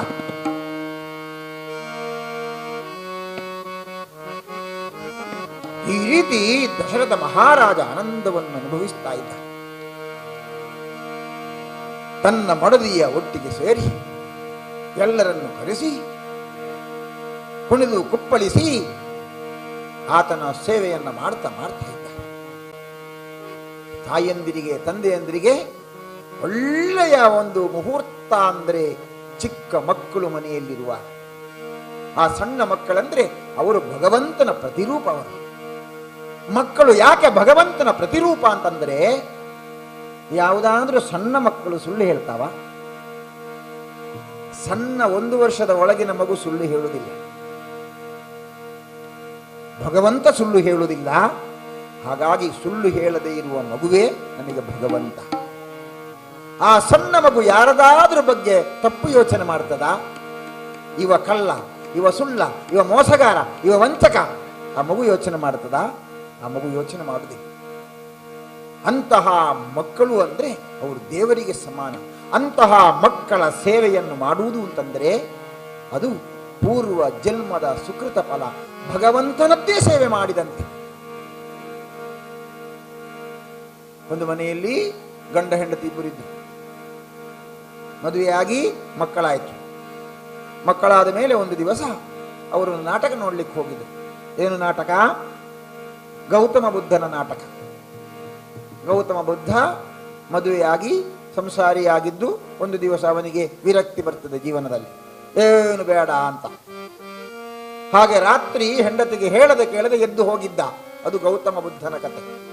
ಹಾಗೆ ಈ ದಂಪತಿಗಳು ಆ ಕಥೆಯನ್ನು ನೋಡಿ ಮನೆಯಲ್ಲಿ ಬಂದು ಮಲಗಿದ್ದರು. ಒಳ್ಳೆ ನಿದ್ರೆ. ರಾತ್ರಿ ಒಂದು 2 ಗಂಟೆ ಸಮಯ. ಹೆಂಡತಿಗೆ ಎಚ್ಚರ ಆಯಿತು. ಎಚ್ಚರಾಗಿ ನೋಡಿದ್ರೆ ಗಂಡ ಎದ್ದು ಕೂತಿದ್ದಾನೆ. ಇವಳಿಗೆ ಭಯ ಆಯಿತು. ನಾಟಕ ನೋಡಿ ಬಂದಿದ್ದಾರೆ, ಪೋಪನಂದಾಜ ಅಂತ ರೋಜುಂಡು ಬುಡ್ತು ಬೋಡ್ರೆ.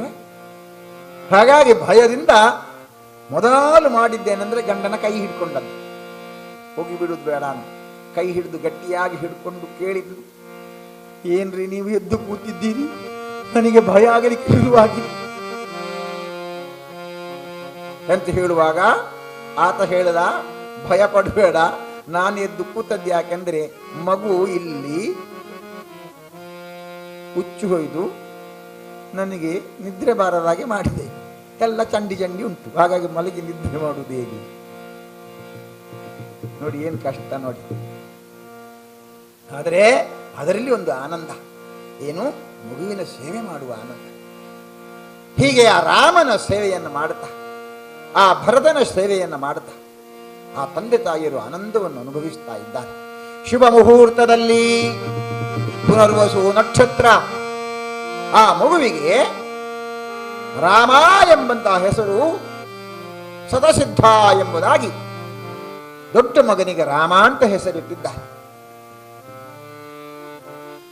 ಮಘಾ ನಕ್ಷತ್ರದಲ್ಲಿ ಹುಟ್ಟಿರುವಂತಹ ಭರತನಿಗೆ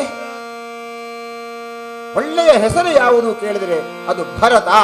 ಭಾದಿಂದ ಅವನ ಅಕ್ಷರ ಶುರು ಆಗ್ತದೆ, ಭರತ ಅಂತ ಹೆಸರಿಟ್ಟಿದ್ದಾರೆ. ಆಶ್ಲೇಷ ನಕ್ಷತ್ರದಲ್ಲಿ ಹುಟ್ಟಿರುವಂತಹ ಪಾದ ಮಾತ್ರ ವ್ಯತ್ಯಾಸ ಇದೆ. 1ನೇ ಪಾದ ಮತ್ತು 2ನೇ ಪಾದ ಆಶ್ಲೇಷ ನಕ್ಷತ್ರ, ಅದರಲ್ಲಿ ಹುಟ್ಟಿರುವಂತಹ ಲಕ್ಷ್ಮಣ ಮತ್ತು ಶತ್ರುಘ್ನರಿಗೆ ಒಳ್ಳೆಯ ಹೆಸರು ಇದು ಅಂತ ಹೇಳಿ ಲಕ್ಷ್ಮಣ ಮತ್ತು ಶತ್ರುಘ್ನ ಅಂತ ನಾಮಕರಣ ಆಗಿದೆ. 7 ವರ್ಷಗಳು ಕಳೆದಿದೆ.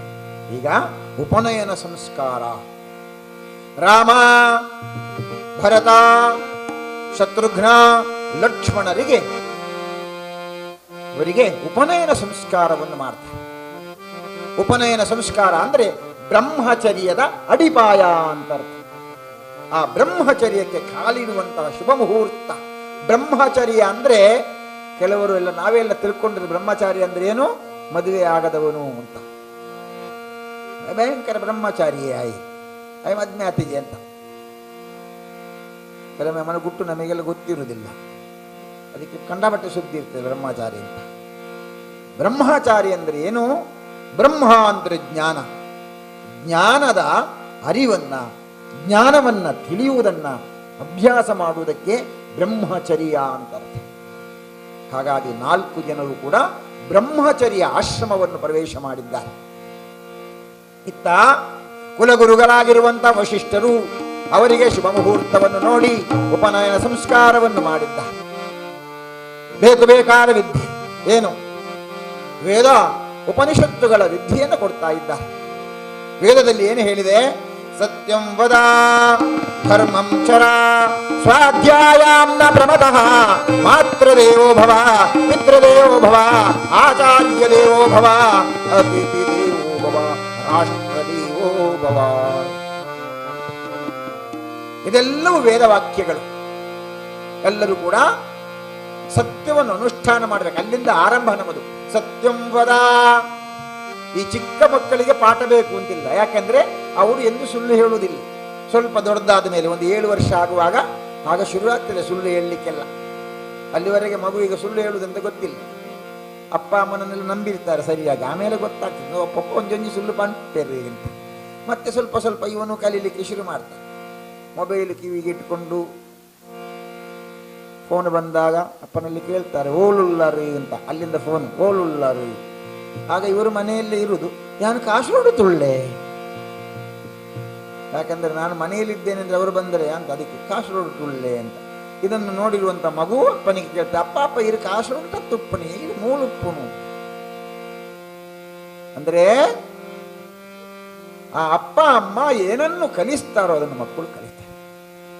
ಇಲ್ಲಿ ಆ ಮಕ್ಕಳಿಗೆ ಈ ರೀತಿಯ ಸಂಸ್ಕಾರವನ್ನು ಕೊಡುವುದಕ್ಕೋಸ್ಕರ ಬ್ರಹ್ಮಚರ್ಯ ಆಶ್ರಮವನ್ನು ಪ್ರವೇಶ ಮಾಡಿ ಬದುಕಿನಲ್ಲಿ ಹೇಗಿರಬೇಕು, ಯಾನ್ ಮಾತನಾಡಬೇಕು, ಬದುಕಂದ್ರೆ ಏನು, ಇದನ್ನೆಲ್ಲವನ್ನು ತಿಳಿಸುವಂತ ಒಂದು ಕಾರ್ಯ ಆ ಬ್ರಹ್ಮಚರ್ಯ ಆಶ್ರಮದಲ್ಲಿ ಶುರುವಾಗತ್ತೆ. ರಾಮ, ಲಕ್ಷ್ಮಣ, ಭರತ, ಶತ್ರುಘ್ನರು ಗುರುಗಳ ಆಶ್ರಮದಲ್ಲಿದ್ದು ಆ ಗುರುಗಳ ಅನುಗ್ರಹದಿಂದ ಎಲ್ಲವನ್ನು ಕಲಿತಾ ಕಲಿತಾ ಕಲಿತಾ ಆನಂದವನ್ನು ಅನುಭವಿಸ್ತಾ ಇದ್ದ. ಇತ್ತ ಆ ಸಂದರ್ಭದಲ್ಲಿ ದಶರಥ ಮಹಾರಾಜ ಮಕ್ಕಳನ್ನು ನೋಡ್ತಾ ನೋಡ್ತಾ ನೋಡ್ತಾ ಆನಂದವನ್ನು ಅನುಭವಿಸುತ್ತಿದ್ದ ಕಾಲ. ಸಂಸಾರ ಅಂದ್ರೆ ಹೇಗಿರಬೇಕು?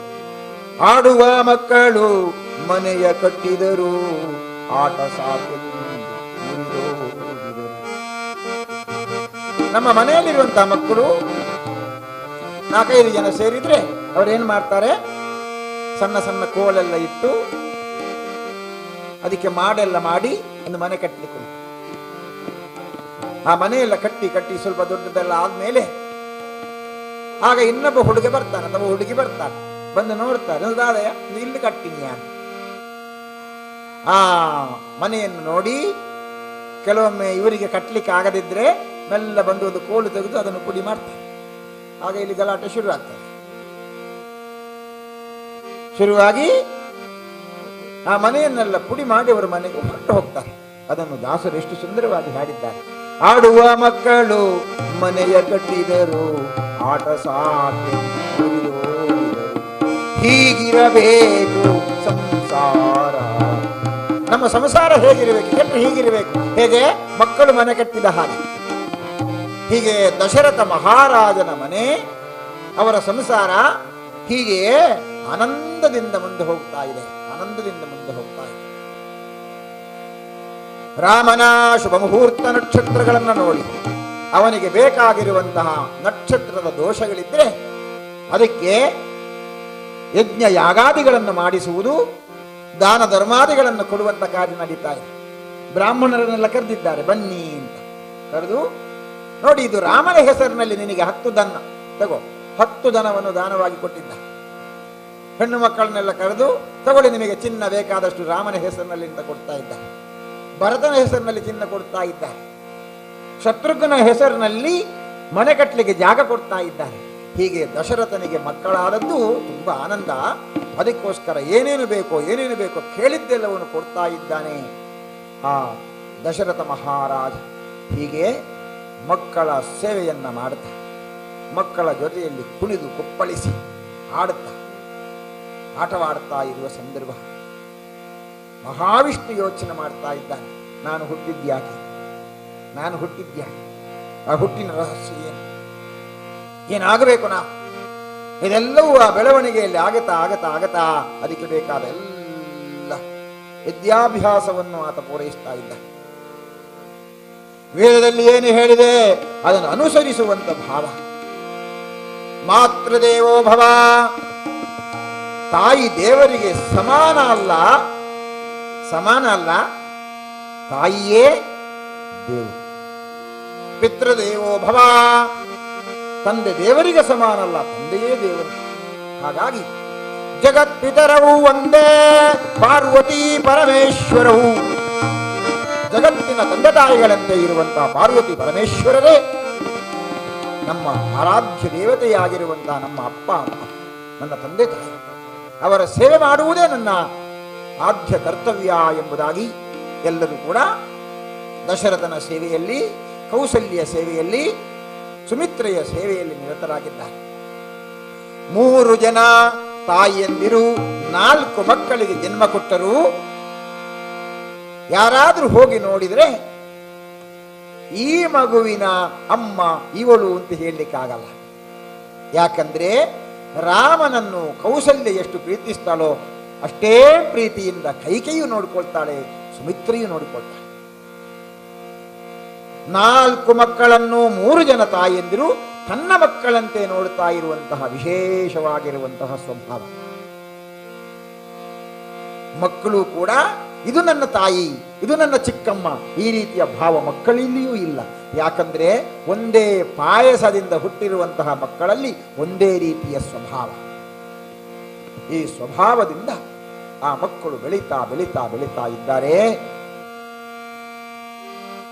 ರಾಮ, ಭರತ, ಶತ್ರುಘ್ನ, ಲಕ್ಷ್ಮಣರು ಆ ಮನೆಯಲ್ಲಿ ಕುಣಿದು ಕುಪ್ಪಳಿಸಿ ಅಯೋಧ್ಯೆಯ ಪುರಜನರಿಗೆ, ಪರಿಜನರಿಗೆ ಯೋಗ್ಯವಾಗಿರುವಂತಹ ಆನಂದವನ್ನು ಕೊಡ್ತಾ ಕೊಡ್ತಾ ಕೊಡ್ತಾ ಜಗತ್ ಕಲ್ಯಾಣಕ್ಕೋಸ್ಕರ ತಮ್ಮ ವೇದಿಕೆಯನ್ನು ಸಿದ್ಧ ಮಾಡುತ್ತಾ ಇದ್ದಾರೆ. ಹೀಗೆ ಶ್ರೀರಾಮಚಂದ್ರ ಭೂಮಿಯಲ್ಲಿ ಅವತರಿಸಿ ನವಮಿ ತಿಥಿಯನ್ನು ಅವತರಿಸಿ, ರಾಮ ನವಮಿ ಆ ದಿವಸವೇ ರಾಮನ ಹುಟ್ಟುಹಬ್ಬ. ಹಾಗಾಗಿ ಕೃಷ್ಣ ಅಷ್ಟಮಿ, ರಾಮ ನವಮಿ. ಹೀಗೆ ರಾಮ ನವಮಿಯ ವಿಶೇಷವಾದ ಪರ್ವಕಾಲದಲ್ಲಿ ಶ್ರೀರಾಮಚಂದ್ರನ ಹುಟ್ಟುಹಬ್ಬ. ಆ ಹುಟ್ಟುಹಬ್ಬದ ಶುಭ ಮುಹೂರ್ತ ಇವತ್ತು. ಅಂತಹ ರಾಮ ನವಮಿಯ ಕತೆಗೆ ಮಂಗಳವನ್ನು ಹಾಡಲಿಕ್ಕೋಸ್ಕರ ನಿಮ್ಮಲ್ಲಿ ಅನುಮತಿಯನ್ನು ಕೇಳ್ತಾ ನೀವೆಲ್ಲರೂ ಕೂಡ ಹಾಡಿನ ಜೊತೆಗೆ ಹಾಡನ್ನು ಹಾಡುತ್ತಾ ಭಗವಂತನ ನಾಮಸ್ಮರಣೆಯಲ್ಲಿ ಒಂದಾಗಬೇಕು ಅಂತ ಪ್ರಾರ್ಥನೆ ಮಾಡ್ತಾ ಮಂಗಳಾರತಿಯನ್ನು ಬೆಳಗಲಿಕ್ಕೋಸ್ಕರ ಪ್ರಾರ್ಥನೆ ಮಾಡ್ತಾ ಕಥಾನಕವನ್ನು ಆರಂಭ ಮಾಡಿ.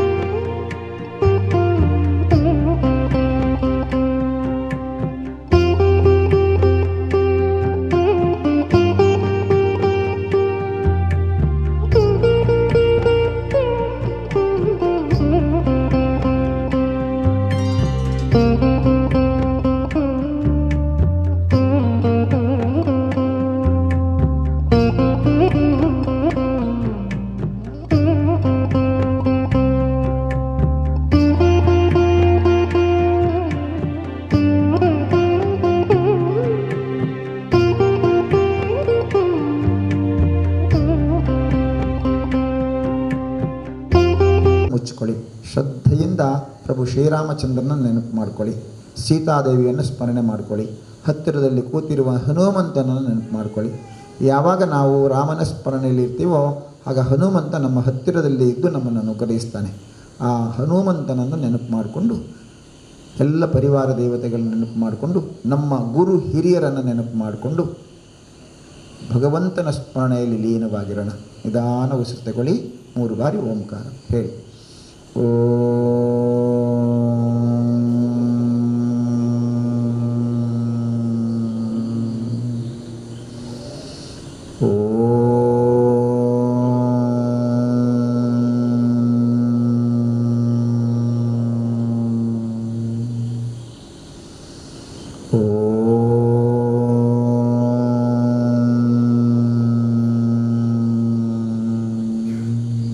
ನಾನು ಒಮ್ಮೆ ಹೇಳಿಕೊಡ್ತೇನೆ, ಇದನ್ನು 5 ಬಾರಿ ಒಟ್ಟಿಗೆ ಹೇಳುವ.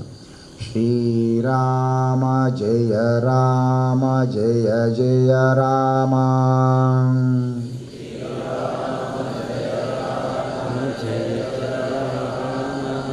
ಒಟ್ಟಿಗೆ ಹೇಳಿ. ಶ್ರೀರಾಮ ಜಯ ರಾಮ ಜಯ ಜಯ ರಾಮ, ಶ್ರೀರಾಮ ಜಯ ರಾಮ ಜಯ ಜಯ ರಾಮ, ಶ್ರೀರಾಮ ಜಯ ರಾಮ ಜಯ ಜಯ ರಾಮ, ಶ್ರೀರಾಮ ಜಯ ರಾಮ ಜಯ ಜಯ ರಾಮ. ಸರ್ವೇ ಭವಂತು ಸುಖಿನಃ, ಸರ್ವೇ ಸಂತು ನಿರಾಮಯಾಃ, ಸರ್ವೇ ಭದ್ರಾಣಿ ಪಶ್ಯಂತು ಮಾ ಕಶ್ಚಿತ್ ದುಃಖಭಾಗ್ ಭವೇತ್. ಓಂ ಶಾಂತಿ ಶಾಂತಿ ಶಾಂತಿ.